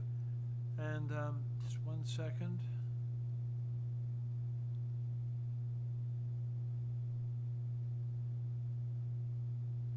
Okay. Michael, I'll just put to you, Agent, the following. We had 1 letter of in opposition. This from 226 Ava Road. Requested variances number 1, 2, and 5 are not minor at all. We have concern especially with floor space index, which exceeds the maximum. And concern this will become a monster house on a small lot. Your comment on that, please. Thank you for the question. The proposed FSI is entirely in keeping with what's been approved on Everden and on the adjacent streets, including Ava. It's a 3-story house, and this kind of FSI is pretty typical. You know, you've got 115 Everden at 0.82, 122 at 0.89, 141 at 0.89. This is kind of the range of what you would get in this neighborhood for a 3-story house.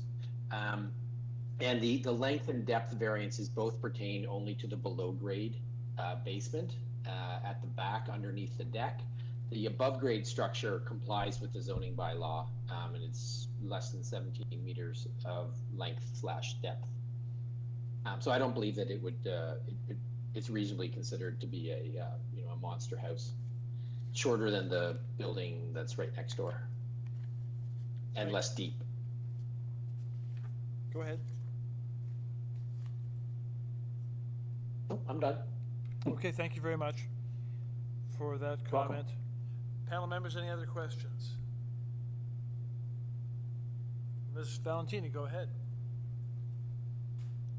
It's just right in relation to the front yard parking space. I was looking at the elevation, so that's not a garage. There's a carport? Is that that's what your cover letter Yeah. says? But am I misunderstanding the plans? I see the Nope. car on the site plan. Okay, explain to me. It's basically the second floor cantilevers over top of it. So the second floor creates a carport above it.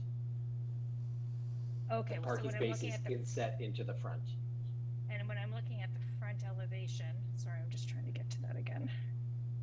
Is that a garage door or not? What is no? No, there's no garage door.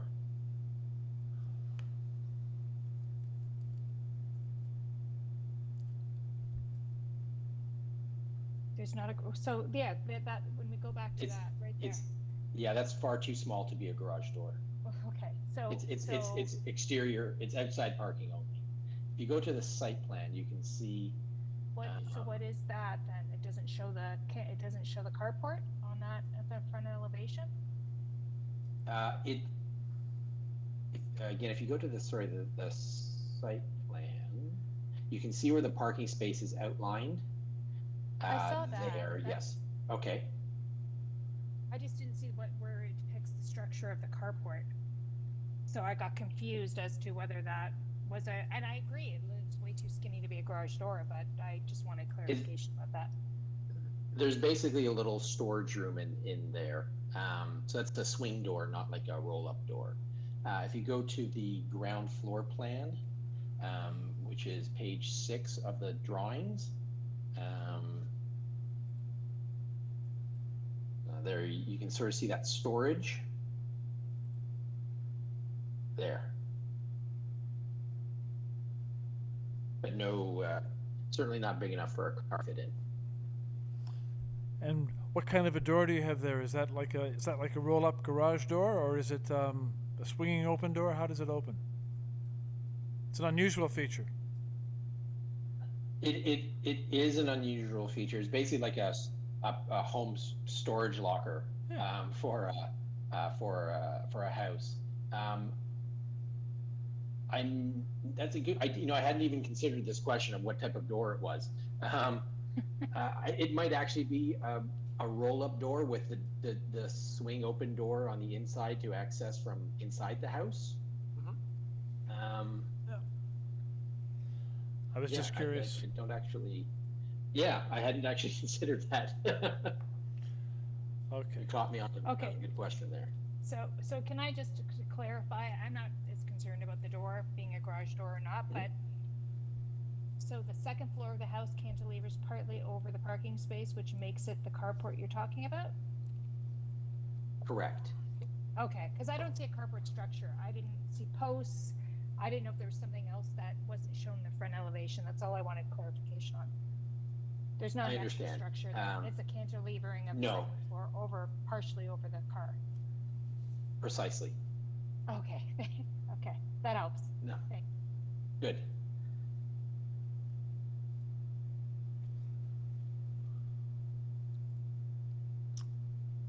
Okay, panel.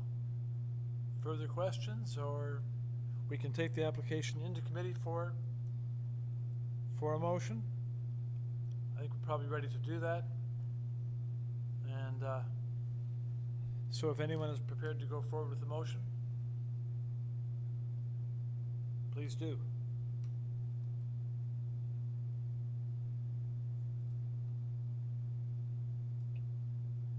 Mr. Chair, I'm happy to jump in on this one. I admittedly was a bit confused about the carport issue when I read the cover letter because I didn't see it on the plans, but I got a grasp of what's going on now. So I think the presentation application materials, to me, answered all the questions I had in terms of the larger, like, appearance of some of the variances, especially the floor space index. Mr. Galbraith has shown that there are other houses in the area that have similar floor space indexes. And he's even helpfully provided a front elevation which shows what the proposal is going to look like next to adjacent neighbors. So I am appreciative of that, because it's something that we often ask, especially when there's a large FSI and there's a height FSI variance.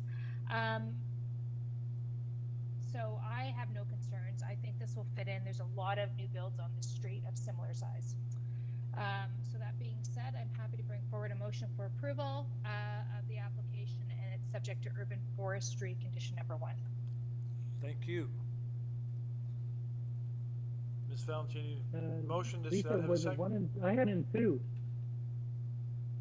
Is it forestry 1 and 2, or what, just 1? Maybe I'm wrong. I beg your pardon? Relating whether it's 1 and 2. I'm just checking. Yeah, sorry. Here it is.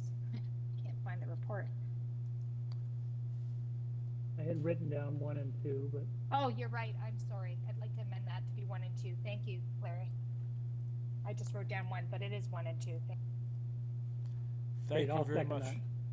Thanks for that attention to detail. Okay. So, motion to approve subject to forestry 1 and 2. Does that receive a second? It is seconded by Mr. Clay. So moved and seconded to approve subject to forestry. Those in favor, show of hands, please. And that vote is unanimous to carry the motion and to so approve the application. With that, the panel moves along to item 36, 117 HILTZ Avenue. On 117 HILTZ, there are materials submitted by the applicant before us. There is a previous consent from 2013 which affects this property. And there are form letters, 10 of them, in support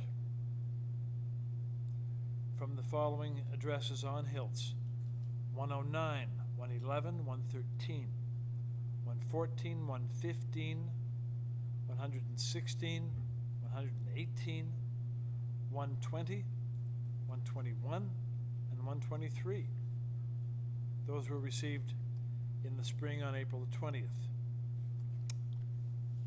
So, moderator, we have the agent with us? Yes, we do. So we'll ask the agent to join us, please, by stating your name and address. Good afternoon, Mr. Chair, members of the panel. My name is Neil Patterson. I am, together with my wife, the applicant and owner of the subject property at 117 HILTZ Avenue. Thank you very much. Okay, Neil, we're going to just ask the panel whether they'd like to hear a presentation from you, or whether they may have any questions for you on this application. There are 3 minor variances. The purpose of the application is to alter the existing 2-story semi by constructing a 2-story front addition. Right. Chair, I'll just go ask the question quickly.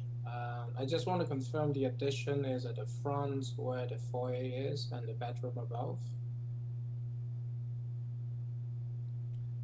Through you, Mr. Chair, yes, it is the front porch, it is the front bedroom, it is actually also in the basement as well.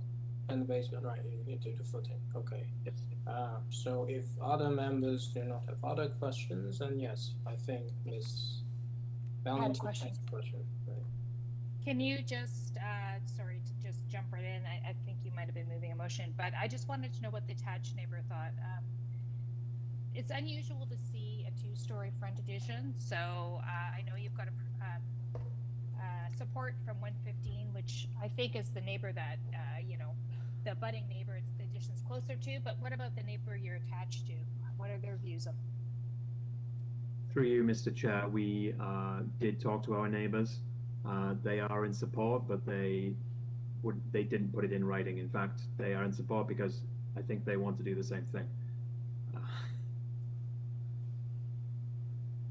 That helps. I mean, I think it makes sense. I think the addition provides more articulation to the front of the house and is a nice addition, but that helps to hear the neighbors, you know, maybe potential plans to match, so. Okay, Mr. Chang, did you want to make a motion? Yes, I would like to make a motion to approve the application. I don't see any conditions to be attached. Motion to approve by Mr. Chang. Is there a second? It is seconded by Mr. Clay. So motion to approve, seconded. All in favor? Show of hands, please. Unanimous vote to carry the motion and to approve the application without condition. Thank you. On agenda item number 37, 65 Ellerbeck Street.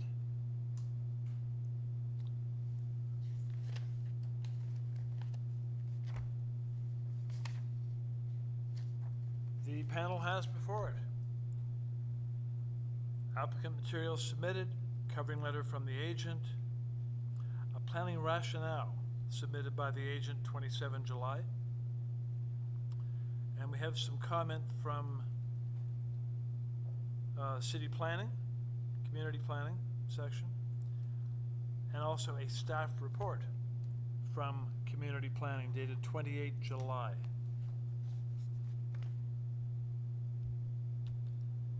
And on 65 Ellerbeck, there are 2 registered speakers, and do you know whether they'll both be speaking or just one? Mr. Chair, I have a feeling it's just one because it looks like they're co-agents from the same architecture firm, but Nosley's been unmuted, so maybe Nosley can confirm that for us. Okay. That's correct. Okay, so the agent that is joining us, please identify yourself by name. This is Nazli Salehi from 1024 Architecture. Good afternoon, Mr. Chair, members of the committee. I'm at 14 Leswin Road. Thank you very much. Okay. Nazli, I'm just going to check with panel to see what their thoughts are. Panel, would you like a quick presentation on this one? Or go to questions?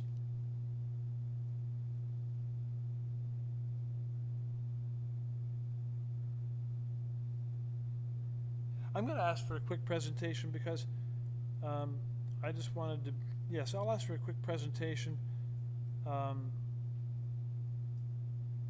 So if you would go ahead, please. Sure. If I may clarify first that the number of variances that are currently on file are 4, but we are actually asking for the first 3 variances because, yeah, well, that's good. The 4th one is already eliminated because I did have a conversation. The plans that are before you are already complying with the back deck side back. So yeah, the setback for the rear deck. Just a second. So now, number 4, just 4 is eliminated. Well, 4. Okay, 4 is showing on mine. So if it's going to be eliminated, you need to request it. So.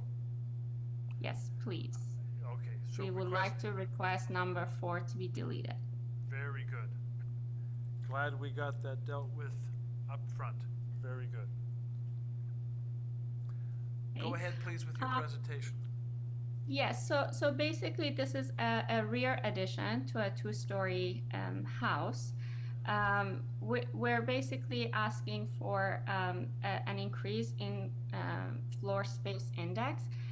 The permitted floor space index in this area is 0.35. And the house currently has a 0.68 floor space index, which translates to 153 square meters. And we are increasing the area of the house by 70 square meters. That will bring us to 1 floor space index.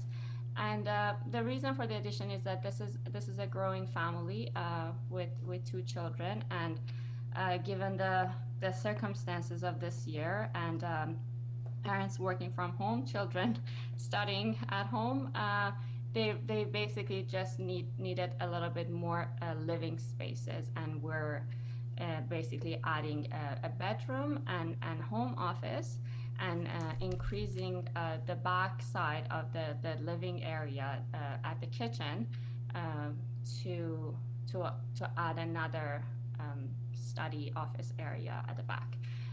We're rebuilding the deck, and the rest is basically a result of this increase in living areas. The owners have talked to their neighbors.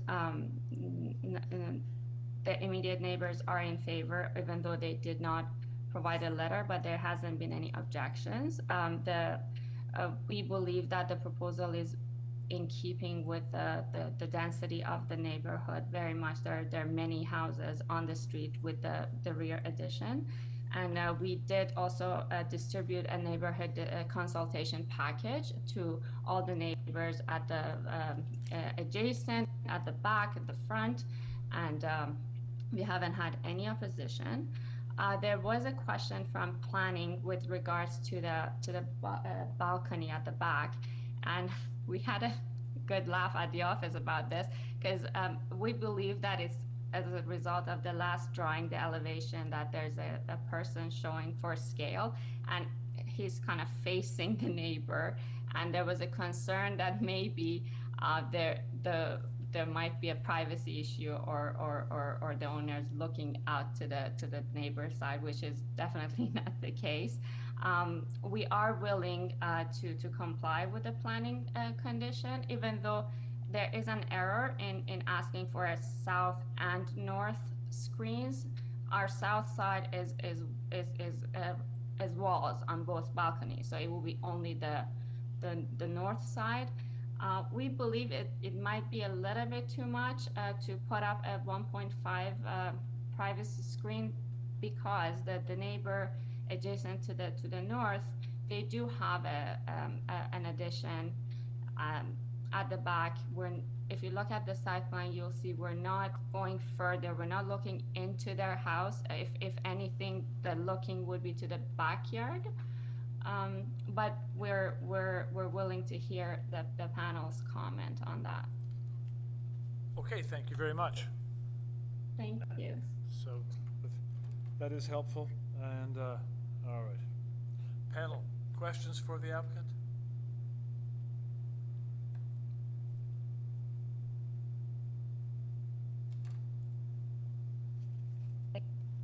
I'm just concerned about the density. So you've given us 45 and 45 and a half, which looks like probably at some point a severance and a new house was built on that lot. 47 as well, looks like it's a house that had been topped up. Is there anything else? Like I feel like you're going from 0.68 to now to over 1. So well, one of read from the street, so it's maybe you can speak to that. For sure.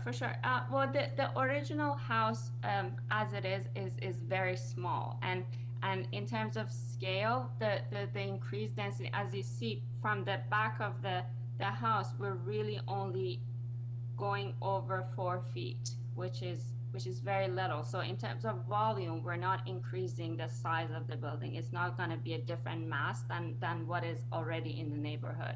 And there has been a couple of recent approvals by the committee that are asking for similar densities. There was 103 ELLERBECK Street, that the size of the addition is very comparable. There's also 60 Plater Boulevard, which is right across, like on the corner from the same on the same street. They have been asking for the same density, and as I said, like it really translates to only 70 square meters because the allowable is only 78 square meters of a house. How can you have a family of 4 in that?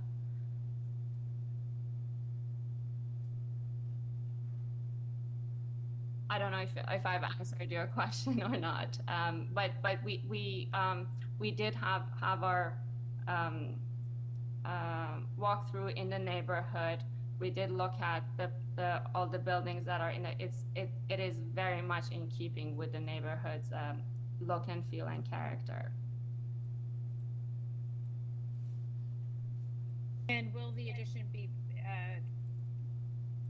in terms of how impact from the street? I noticed you've got maintaining the sloped roof and a setback. So will it be visible from the street or across the street, or how is that going to read for street? No, you won't be. It will not be visible from the street. It's like empirically, you won't even see that addition of the height. And that was the reason that we approached it this way, so to creatively maximize the interior space as much as we can without affecting the front of the house.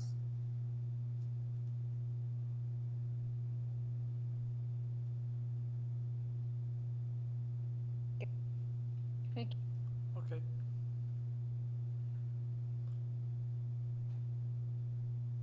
Other questions, panel?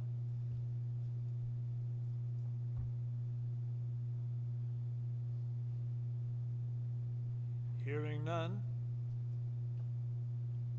I think we can take this into committee, discussion if need be, or a motion. So we'll take it into committee now.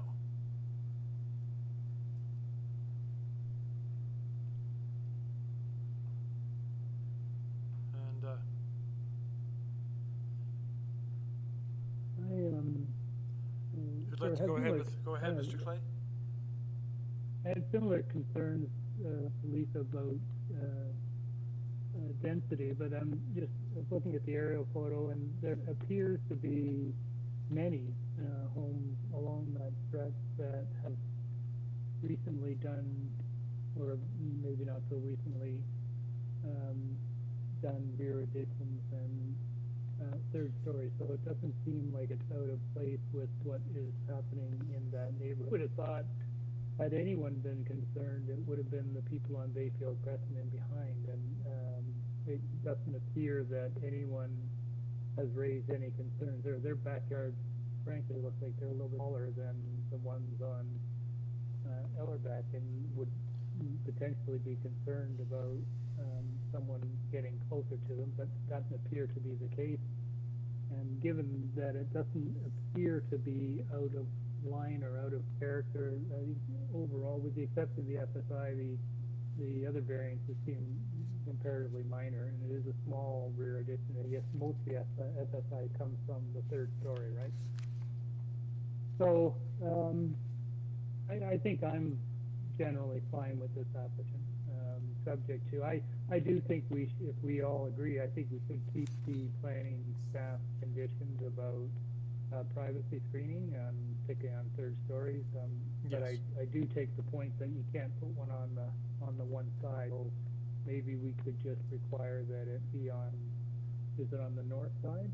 On the north side at 1.5, I would say, because there is overlook, if not into the neighbor's house, then down into the neighbor's backyard. So I think it needs to be 1.5. Yeah.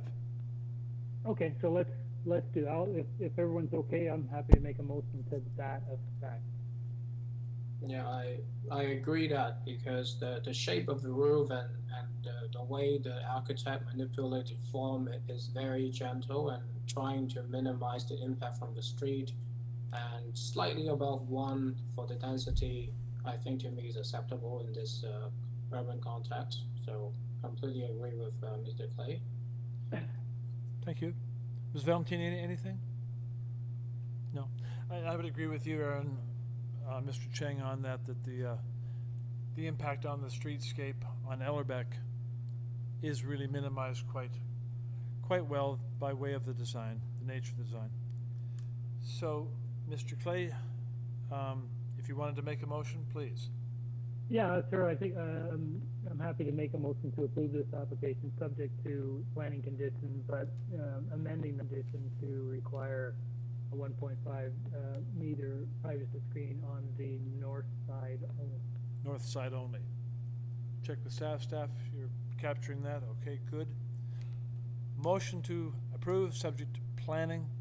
Is there a second to that motion? There is, Mr. Cheng. So moved and seconded to approve. All those in favor, show of hands, please. And that vote is unanimous. Motion is carried. The application is approved, subject to planning as revised slightly. And at this stage, I'm going to call a 10-minute recess, and we'll resume at about 11 minutes past 6 to finish off the day's agenda. Thank you.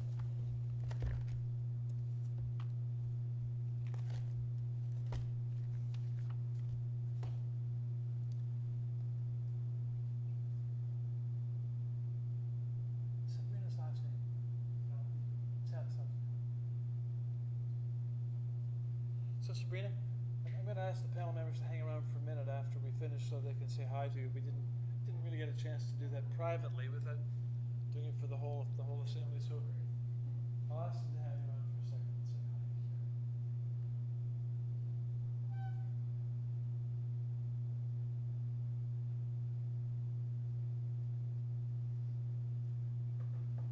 hi. And, geez, looking like 7, eh? Yeah. Who would have thunk? Yeah. 7-inch.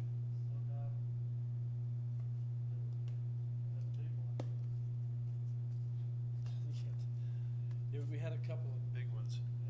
In the spring, we had March. March was the longest one. We had, it went till 10:40 something, yeah. And then again in June, we went to about 10 past 10. And it's just volume. It's just volume of speakers, you know.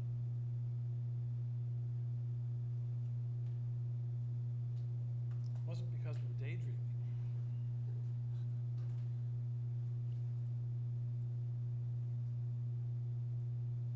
Did you ever see that out in Etobicoke? Did they ever get long ones like that?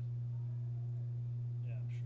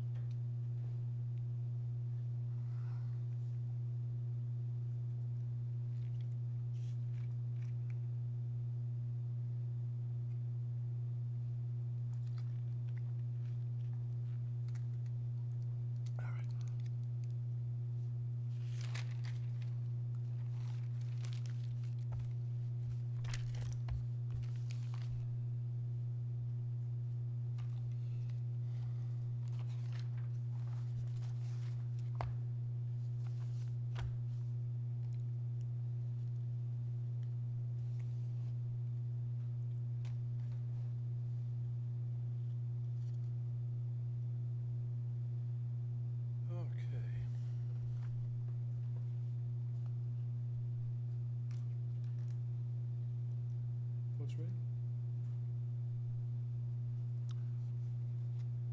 We resume now with consideration of agenda item number 38, 135 Evans Avenue.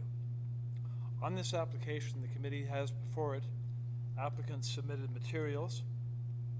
There is a previous Committee of Adjustment decision from 2018. Presentation materials from the agent, 26 July. An order to comply from December 2020.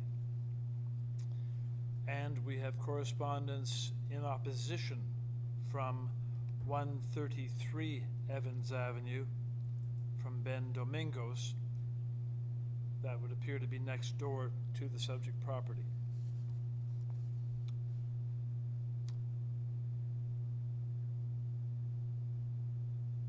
Okay. And moderator, do we have one speaker registered here on standing by? Well, we have the agent. The agent plus one? Yep, that's right. Okay. So let's have the agent join us, please, by stating your name. Hi there, my name is Kathy Garrido from 1724 Queen Street West. I also happen to reside at 130 Evans Avenue, which is directly across the street from the subject property. Thank you very much. And you will have 5 minutes to make your presentation to the committee, and then we will also be hearing from one speaker registered to speak to the application. So please, you have 5 minutes. Go ahead now. Sure, I was asked to assist Mauro Viti with this application. He constructed the said building previously, as you know, from the Committee of Adjustment's previous decision, and decided that the ground floor and basement were large enough to have each their own 2-bedroom apartment.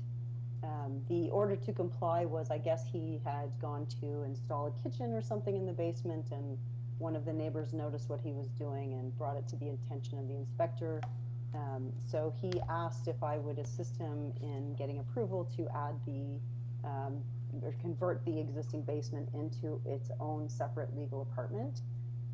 The use of the extra suite is permitted in the area.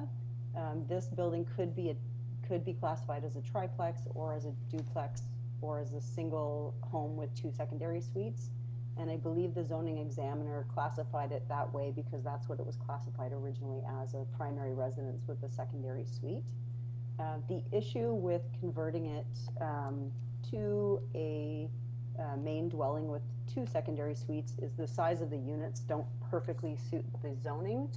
And of course, additional parking spaces are required. The property is in fact large enough that we could have 3 parking spaces across the back off the lane. Unfortunately, there are 2 mature trees in the way of making that happen.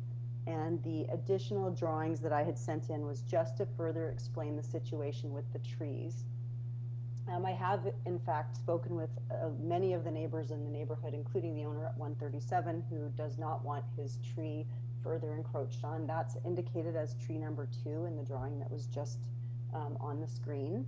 And the owner, Mauro Viti, has applied to remove the tree on his property, which would allow him to have a second parking space there. However, urban forestry is holding off a decision on whether they'll allow him to remove that tree based on whether or not we are granted the variance to just have a single parking spot.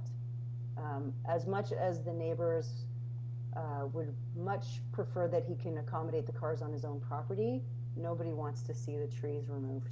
So it's one of those kind of catch-22 situations where we should be patient and wait for these trees to end their natural lives, or else lose the trees in order to have the parking. So I understand that there's an existing raised planter that covers part of what used to be the parking spot behind the main house. I believe that was done in the previous application to give a little extra room to tree number 2, which is on 137 Evans Avenue. If he could remove that planter, he could fit 2 spots, though he would still be injuring the tree on his own property. If he was permitted to remove the tree, my little site plan explanation number 2 just shows that he could fit 2 spots there if that tree was removed, and not encroach on tree number 2 on the property to the north. I believe the other variance that's listed is for landscape open space, which is also kind of part and parcel to the application.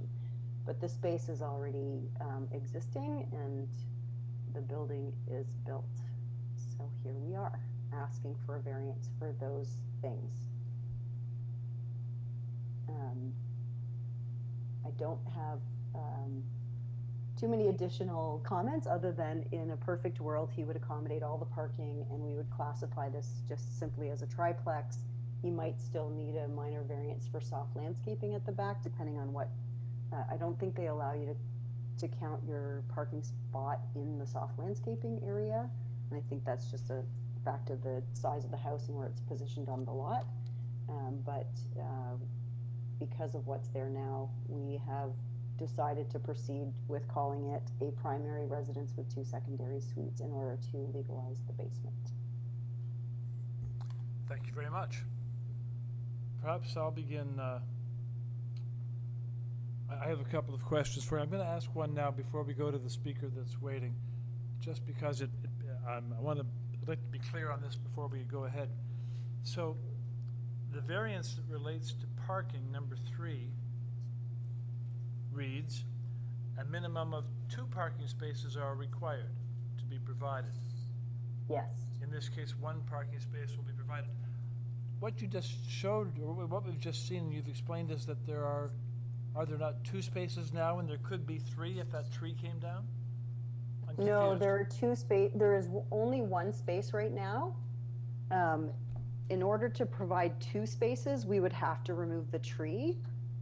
To provide 3 spaces, we would have to also injure. We wouldn't remove the tree on 137 Evans Avenue property, but the tree to the north, tree number 2, is 1 meter in diameter. It's a very large oak tree, and to provide all 3 spots, which would be required if we classified it as a triplex, we would technically have to injure that tree.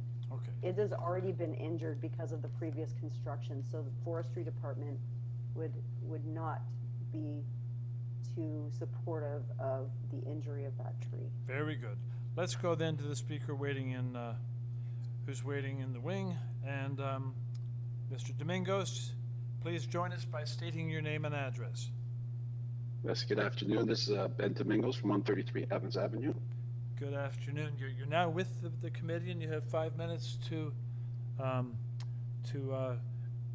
bring forward your concerns and let us know the impact that this application would have upon you. Yes. I have a few issues with the actual application itself. Now, I did send in a letter, had a problem with the description of the project as it was described. It was calling up in the sign and the public notice and the sign that's posted outside is indicating that there are existing 2 secondary suites and 1 was to be created, which actually means that there's 3 existing units plus 1 is actually 4. Since then, I've noticed that that description now has been changed online on the AIC. However, the public notice still says that. It's very confusing and misleading. The other issue I have with the public notice actually has to do with the site plan, which Kathy just sort of went through. The proposal, I'm actually a bit shocked about talking about getting rid of that tree. It's the first I've heard of this.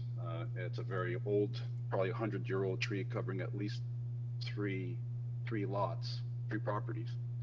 So I don't want to see that go. But anyways, to create 2 parking spaces would also change the actual percentage of soft landscaping. The site plan that's in the public notice right now is indicating, if you could, yeah, great. There, on the north corner, there is an indication of an existing raised planter. That doesn't exist. It's not there. So that does not align with reality. If this site plan, and I guess it was used to calculate percentages of soft landscape, the percentages are wrong. So I have an issue with that. So I believe there's a site plan that's incorrect. I believe that the description is incorrect in the public notice. I think that's a problem. The other thing is, there's been 3 orders to comply on this project over the last 2 years for work without a permit. There is a current one, of course, because the owner went ahead and built an apartment in the basement, put in a kitchen without a permit. He actually went ahead and tried to sell the property. He put a for sale sign and tried to sell it as 3 units. The other thing that's important to note about that order to comply is for that apartment, it's not the first time that he received an order to comply about building an apartment in the basement. Order to comply number 2, which was actually issued in March of 2020, indicated that there was work being performed related to creating a kitchen in the basement.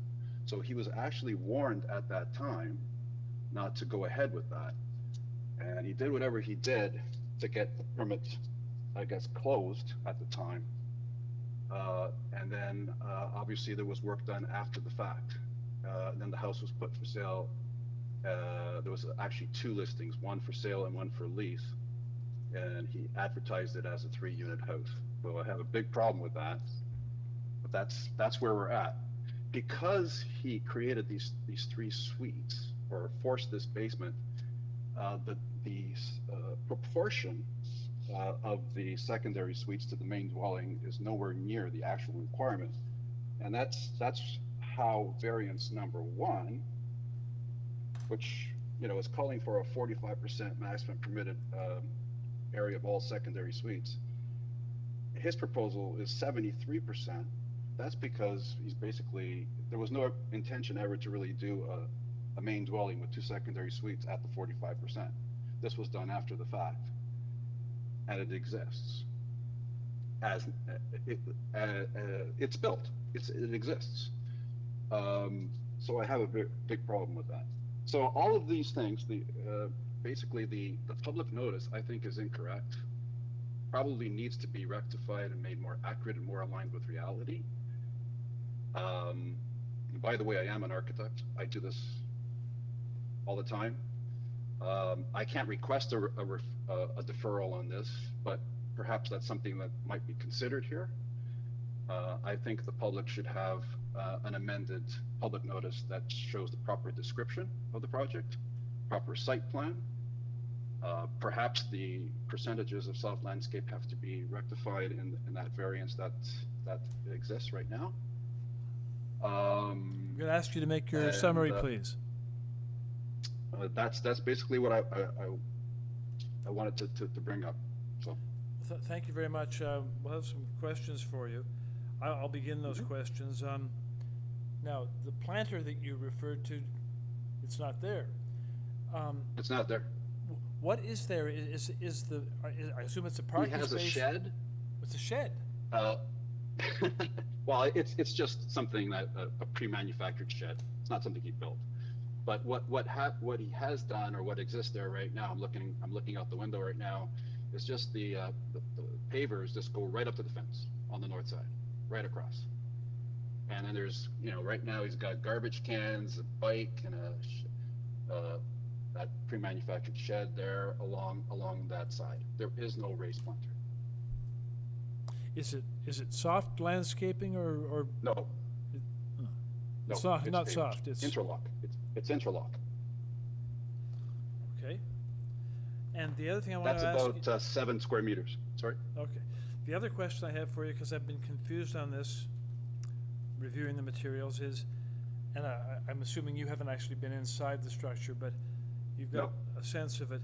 In your estimation, inside the structure, are there 3 + 1 = 4 separate units, or are there 3 units? How many units? I don't believe there's 3 + 1. I believe there's 3 units. But I'm not 100% sure, but that's my understanding. probably 3 units inside, okay. Just wanted to see what you're. Yeah. Any other questions for this speaker panel?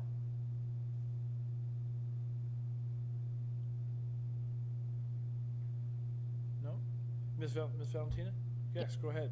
It's not really a question, but a comment. I guess the notice that I have before me talks about a 3-story detached with 1 secondary suite to create an additional. So, Yeah.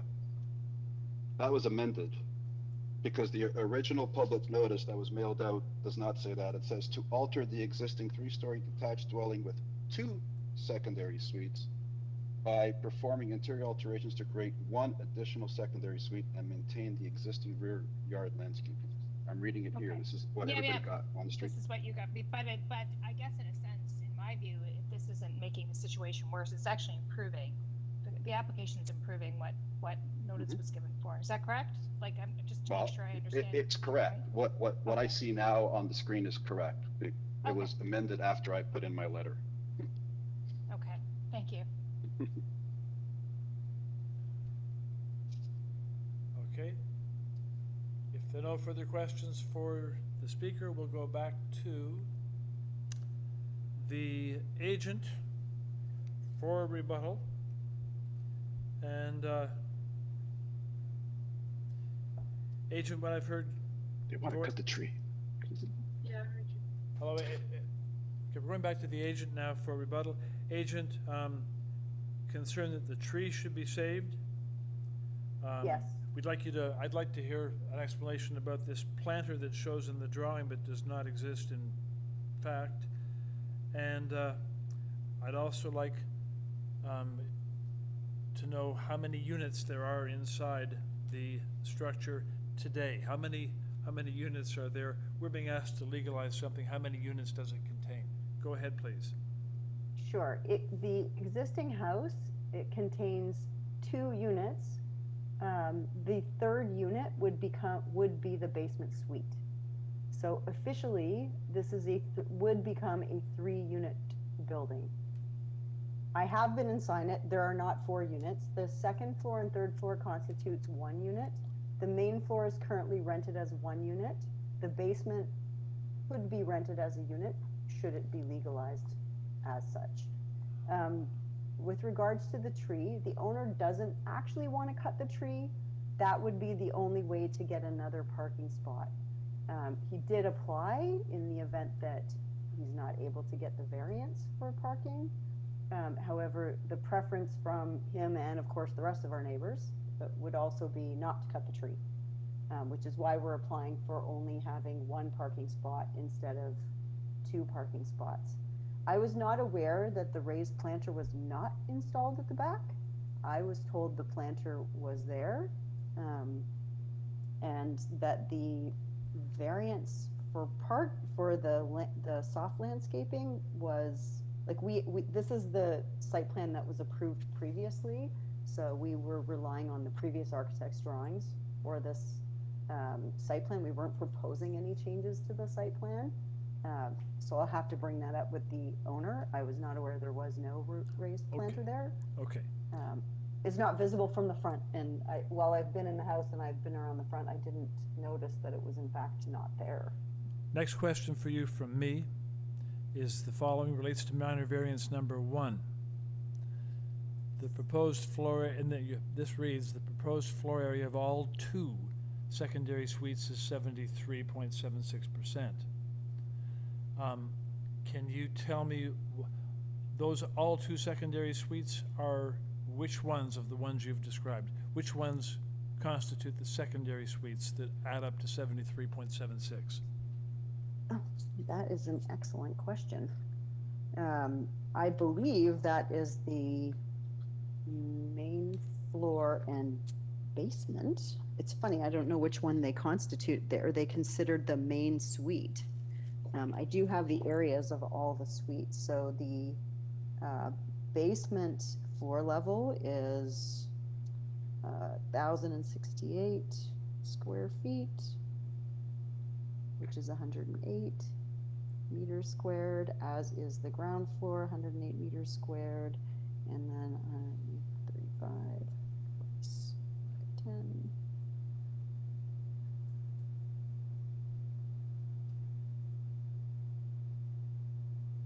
643 meters squared. So it's funny because the units are very similar in size. So I believe that they're counting the second and third floor suite as the main suite, because that adds up to 100 and yes. So the main floor, or the main suite, which they consider the two suites. So the ground floor.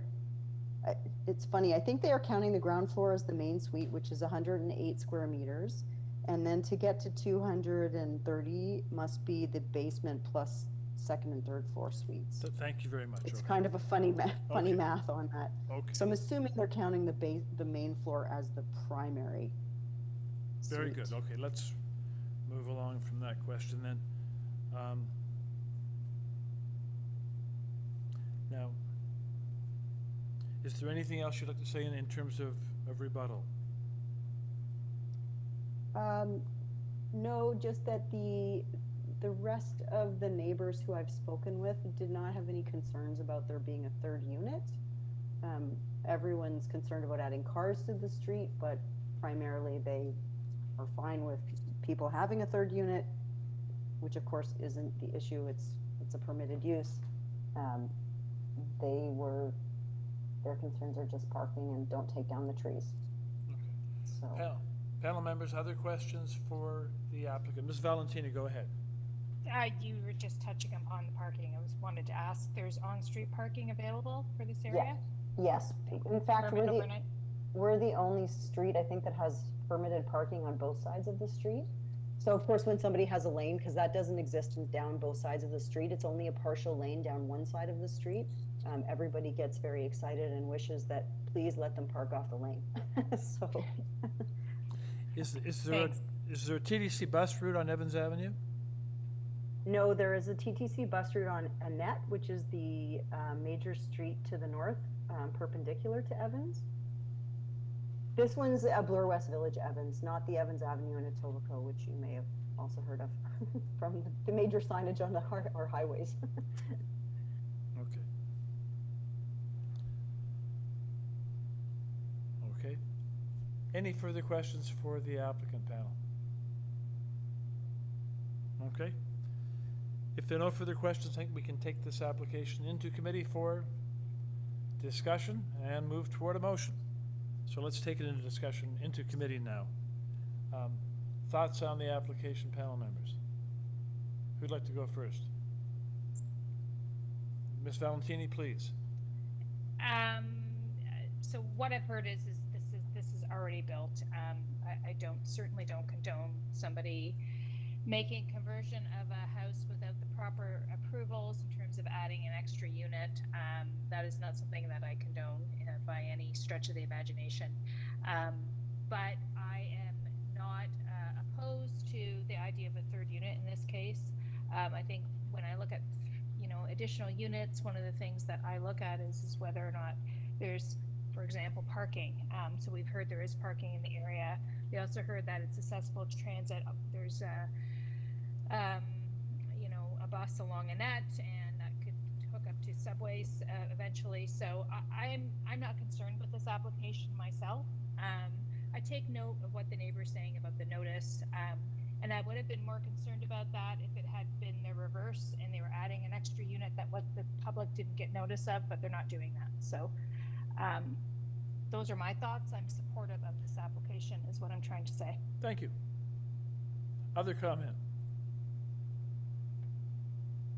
And I think I and my colleagues are often fundamentally supportive of more rental accommodation. This is basically a triplex. I support triplexes, frankly, in existing established neighborhoods. What I think I have problems with this application, again, I hate getting bogged down in process, but when I see 2 orders to comply come forward, it speaks to a lack of respect for the process. I don't believe at all that anyone who is building multi-unit building or renovating isn't aware that you need to get approvals for this kind of stuff. So I worry that, after the fact, we just simply rubber stamp things when the proponent kind of deliberately flaunts the rules. And I know that on many others, it's all about fairness, right? Everyone has to follow the rules, and we try to make everyone follow the rules. And I know I'm trying not to preach here. Maybe I am. But it's just one of those things that kind of gets in under my skin when I see flagrant. I mean, there's often cases where it's accidental or unknowing or people didn't understand. But I don't think that's the case in this one. So I must have mixed feelings about this application for those reasons. All right, thank you. Mr. Chang?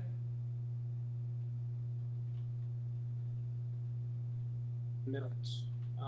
I've been checking back and forth with the materials. I actually previously found a TLAB decision between 135 and 133. There seems to be a history of ongoing dispute with this kind of illegal construction, and I think Mr. Domingos have been very actively overseeing the neighborhood. But if we have to assume this project is fresh, nothing happened before, just looking at the items in front of us, then I will have to say that the proposed drawings and the third unit does make sense. Okay. So for that reason, I will have to support it, even though emotionally I don't. But technically I have to. Thank you very much. Okay. Yes, we all rankle at these things, but we are asked in the Committee of Adjustment to view these applications as if they had not been built. That's where we have to come from in looking at them, and we are not mandated with punitive powers. So if I was looking at this application and listening to or hearing it presented and so on, I would see it as something I could support. So this would be an application I could support. Okay, then we can move on now to a motion if someone is prepared to bring one forward. Ms. Valentini, please proceed. I'll do the honors, Mr. Chair. I'd like to bring a motion forward for approval of the application for the reasons I previously stated. Thank you very much. Motion to approve by Ms. Valentini. Is there a second? It is seconded by Mr. Chang. Moved and seconded to approve. Those in favor? Show of hands, please. Those opposed? Let the record show Mr. Clay opposed, and the motion is carried. The application is so approved. Panel moves on to number 39.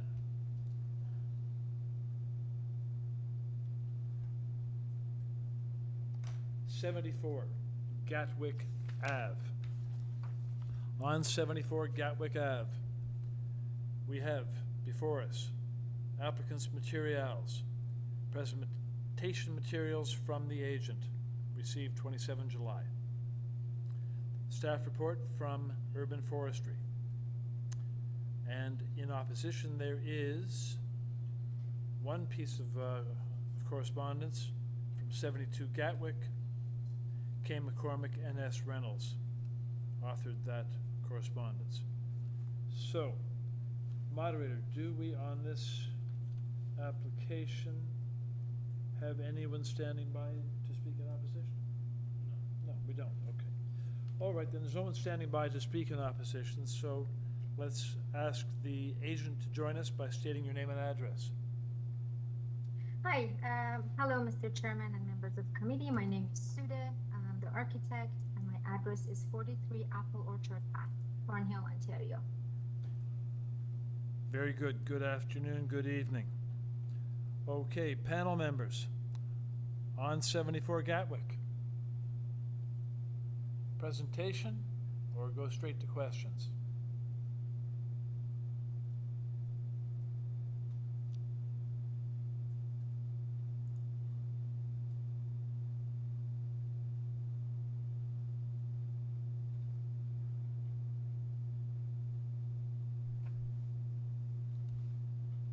Is the opposition neighbor presenting today? Yeah, the person, I'm gonna go over the letter of the person who wrote the letter of opposition is not registered to speak. Let's just look at that letter to see what the main points are. Maybe we can go directly to questions and We can go directly, yes. Yeah, we can go directly to questions. I'm gonna bring up the main points from that letter. Sure. If there are any questions in advance of that, go ahead with your questions, please.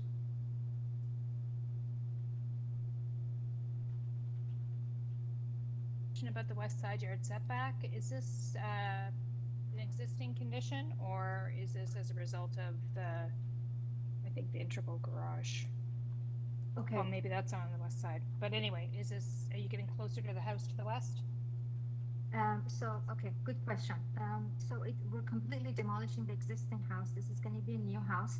The existing house has a setback of 0.57 on the west side. For a portion of the new house, we're proposing 0.62 meter. That portion that I'm talking about is exactly 3.97 meters. That's just for us to have a wider foyer, nicer sort of entrance to the house.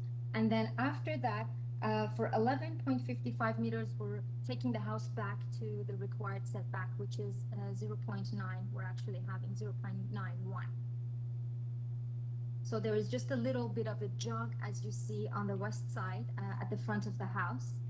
If we can scroll down, yes. So for 3.93 meter of the house, we are proposing a 0.6 meter setback. But the existing is actually 0.57 all the way through. So if anything, we're actually making the side yard setback a little bit better in that case. And on the east side, we are complying completely to the setback. Okay, thank you. That's what I was trying to figure out. Thank you. No problem. Okay, for panel, there are two letters of opposition, actually.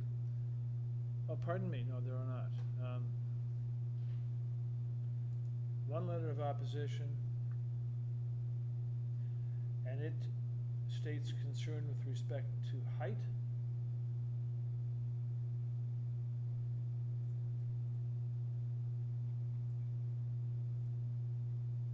Can I talk about height? The main concern of this letter from K. McCormick and S. Reynolds is with respect to the proposed height. And they are next door at 72 Gatwick. There are also some construction issues that they relate to, which of course they could deal with the construction people on, but those are outside the Committee of Adjustment. So they're concerned about excavation and impacting their foundation. But their other concern is height. So I'll ask the applicant to comment on height. Explain to us, please, why we should consider the height that you're proposing to be desirable.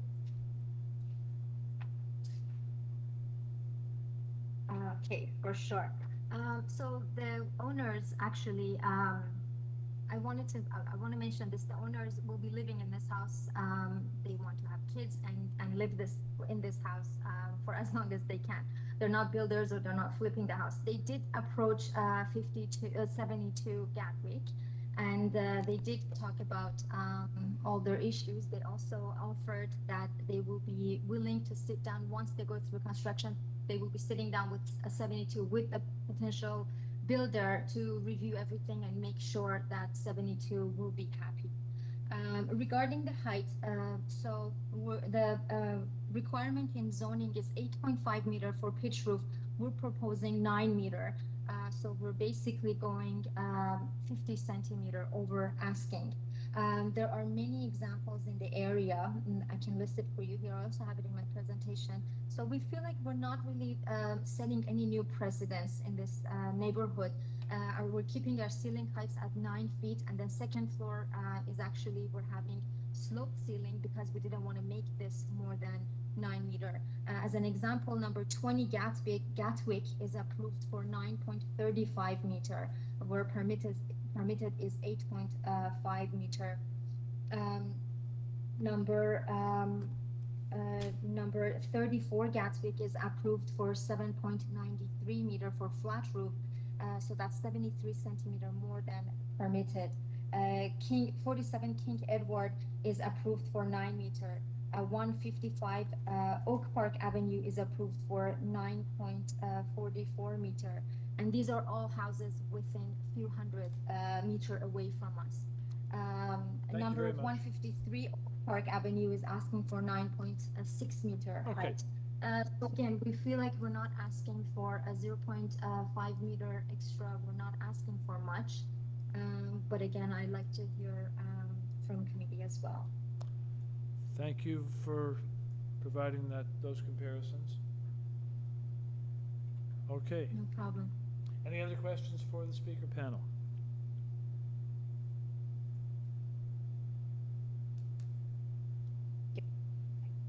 In terms of a size, the FSI, I just noticed based on the site plan, you're going to be deeper or longer than both adjacent neighbors. And one of the two is a new build. I forget which one off the top of my head, but one of them is a new build. So I guess it's the other neighbor, not the one that's opposing, I think. Can you speak to that? How does that fit in with, FSI in the area? That's right. Number 76 Gatwick, it's actually not a new build. I don't want to put a number on how old the house is, but it's actually not a new build. However, it's a 2.5-story house. And in terms of the FSI, I did a quick calculation based on the survey that I had. And again, I don't want to throw an exact number because I haven't measured the house, but I want to say there something in between 0.75 to 0.8 in terms of their FSI, because they actually have a little third story on top where we don't. In terms of the FSI, asking is 0.75, we're offering a 0.83. It's actually not a really huge house. It's just a little bit over 2,000 square foot, 192.46 square meters. And again, this is for a young couple who are planning to have kids, and they both work from home. They need offices, small rooms, and again, but there are examples in the area which I can go through. Number 34 Gatwick was approved for 0.85 FSI. Number 10 Doncaster was approved for 0.78 FSI. Number 60 Doncaster was approved for 0.92 FSI. And number 155 Oak Park was approved for 0.93 FSI. So again, we don't feel like we're asking for something that's unprecedented in this neighborhood. Okay, thank you. I Thank you. misspoke. It was 70 Gatwick that looked like a new build, but you have given me other examples, so that's great. Thank you. No problem, no problem. Okay then. If there are no further questions of the applicant, let's take, if there are further questions, fine. If there are none, let's take the application into committee.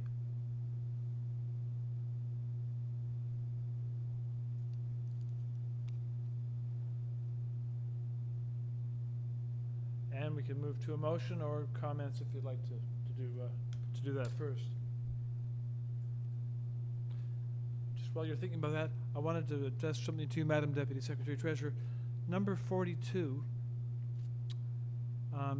there is a deferral request on that, and I think I forgot to bring that up to deal with that deferral request. Did I not? That is correct, Mr. Chair. There is a request for deferral by the applicant because of missing variances on the notice of public Missing hearing. variances. Yeah. Okay, well, at this stage, I think we'll deal with that deferral request in order. because I forgot about it, so we'll be there before too long. Sure. Very good. My apology on that. Okay, back to number 39.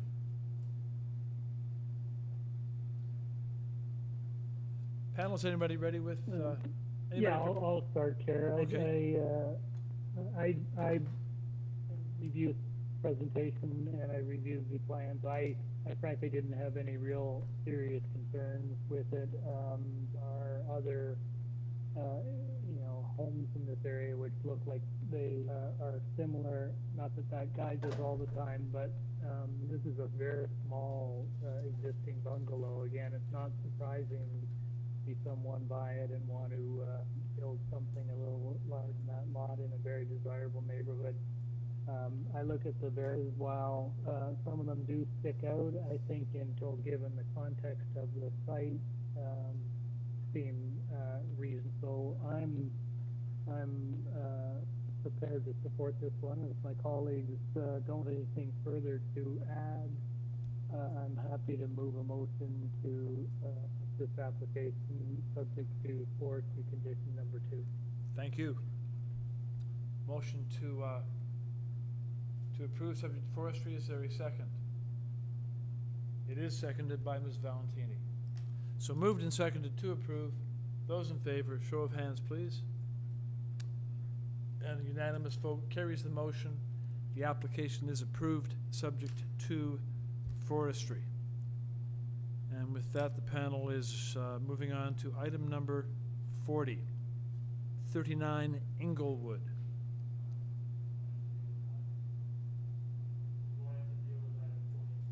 No, I'm gonna, at this stage, we're gonna wait till we get there in order, because we're so close now. We'll get to it in due time. So, moderator, on number 40, we have one speaker? And the agent, okay. Okay, let's have the agent join us then by stating your name and address. Hi, Mr. Chairman. My name is Ryan Dunlop, and my address is 600 Fleet Street in Toronto, and I'm the agent for 39 Inglewood. Very good. Ryan, you'll have 5 minutes to present your application to the panel, and please proceed. Perfect, thank you. If you could just pull up the site plan if you have it available there. So essentially what we're looking to do as part of this application is to enclose a partial front porch. It's a relatively straightforward application. As you can kind of see here, it's the north part of the existing porch that we're looking to enclose. And I guess the thing about this too is that we're not looking to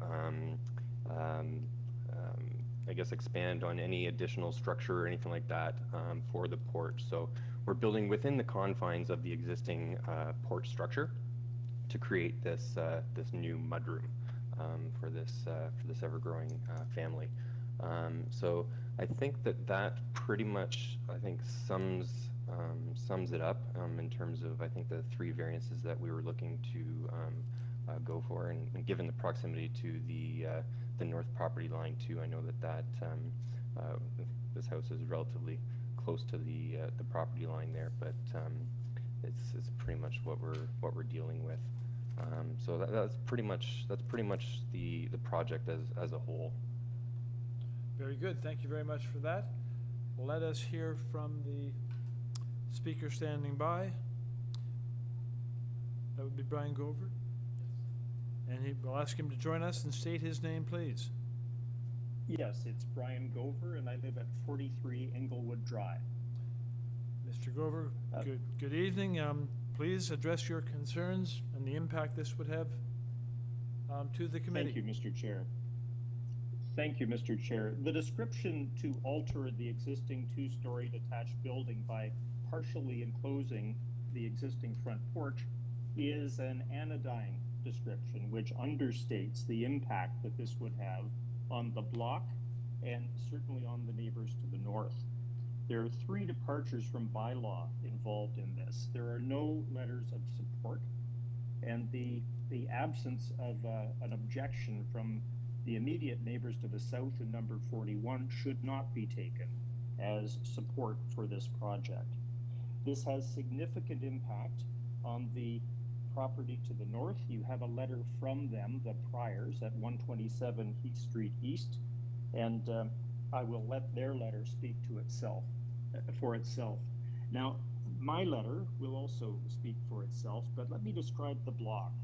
And this is really concerned with the look of the block, and it's the east side of Inglewood Drive between Heath Street East to the north and Rose Park Drive to the south. Now, the houses on the corners of that is Heath Street East and Rose Park Drive are mirror images of each other. They're two side center hall plan houses. The 7 houses in between them are mirror images of each other, with 3 windows on one side and 2 on the other side of a center door with a fan light over top and side lights. The houses are spaced closely together on 30 by 120 lots. I think there might be one 35-foot frontage among the 7. They have narrow mutual driveways, and they do not have any side doors. My objections are twofold. First of all, taken together with the very large addition to the back of the house, this would result in exceeding the permitted floor space index by 20%. And in my submission, that is not a minor variance. And then we ought to look, I say, with some scrutiny with regard to any addition at the front. And that takes us really to the plans, and perhaps I could ask staff, please, to turn up the plans, and if we could start, please, with page 11 of 17 on the PDF. And here you'll see, Mr. Chair and members of the panel, what this is about. It is about having a larger mudroom than would otherwise be the case. If we look at then page 14 of the PDF, and here you have the west elevation and the look at the front of the house, which will be starkly different from any of the other houses on the block that have what I've described, the west-facing side, the west-facing front door with the windows, 3 on one side and 2 on the other, and you've heard me say they're mirror images of each other. This will be a change in the architecture of the block, which will be starkly unsympathetic. And in my submission, this is not in keeping with the housing stock in the neighborhood, and especially in this block of Inglewood Drive. It will change the character, the look, and the architecture of the block. And when we ask ourselves what this variance is about, in the context of the already very significant addition to this house, it is about a bigger mudroom. And if we go back to page 11 of the PDF, it's about that bigger mudroom and having a 3-piece bathroom on the ground floor, including that is a shower. So I say with respect that all of this taken together should inform the view on the part of the panel that this is not in keeping with the block, and I'm not concerned here with the rest of the neighborhood. I'm concerned with the look of this block. It's simply not in keeping with the character, the look, the architecture of the block. It is an unnecessary addition, and in my respectful submission, it ought to be refused. And of course, I'm available to answer any questions the panel may have, Mr. Chair, and thank you for your time. Mr. Gover, thank you for yours, and you are precisely on your 5-minute time limit, so thank you for your attention to that. Any questions for Mr. Gover, panel? Hearing none, we shall return to the agent for rebuttal. And agent, what we heard in this presentation was concern about your proposal not being in character with either the immediate block or the neighborhood more at large, altering the character of the neighborhood. And so I'd ask for your comments on that concern, please. Absolutely. So I think the one thing that we were trying to do with this partial front porch enclosure was to basically be respectful of the existing architecture of this house, as well as the neighborhood. I will note that there is a relatively new modern style architecture of a home directly across the street. So like it's not necessarily following the same sort of language of the neighborhood. So I would kind of dispute that fact. But I think what we're proposing here we feel is minor in nature and given the new development in the neighborhood. Thank you very much. Okay. And I want to ask you something. The other letter of concern we had this is from the Priors, and the Priors they had construction concerns, especially if you were going to be excavating under the porch. Is there any intent to excavate under the porch involved in this? No, and that was something that I kind of said at the beginning there, that there's going to be no excavation around the front porch. So we're literally building within the structure of the existing porch itself. Okay, thank you very much. Panel, to you now, any questions for the applicant? Don't appear to be any. That being the case, we will now take this application into committee for discussion and moving toward a motion. Panel members, you've heard the agent and the person speaking in opposition. Thoughts on the application? Who'd like to begin?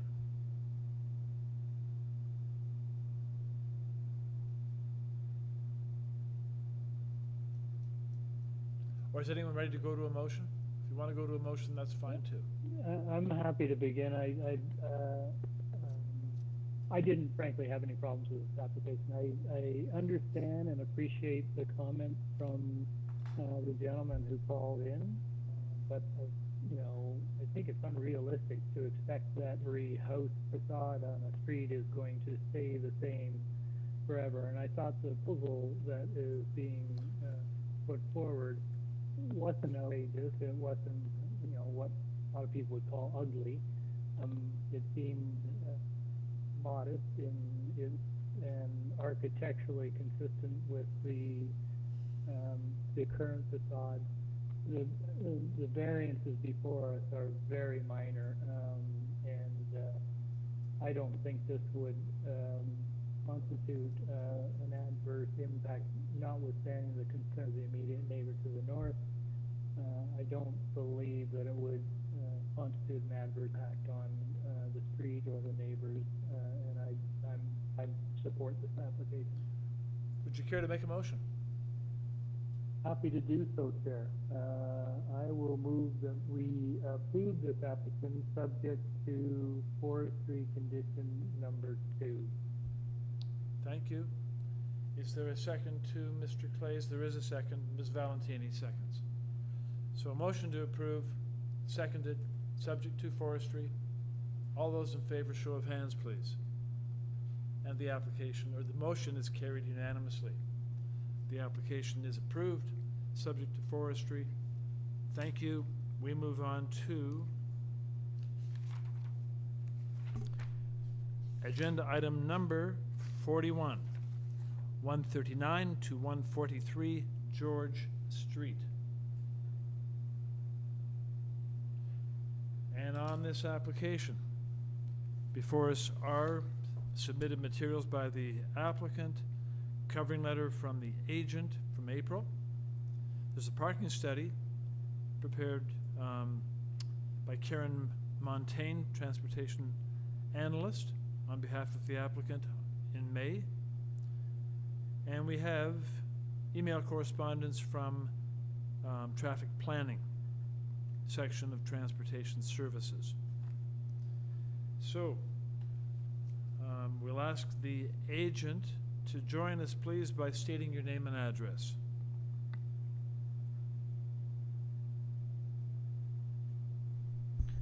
Eileen, you can go ahead. You've been unmuted.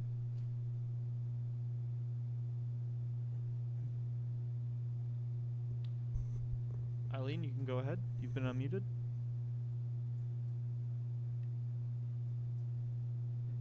I'm on. Oh, there we go.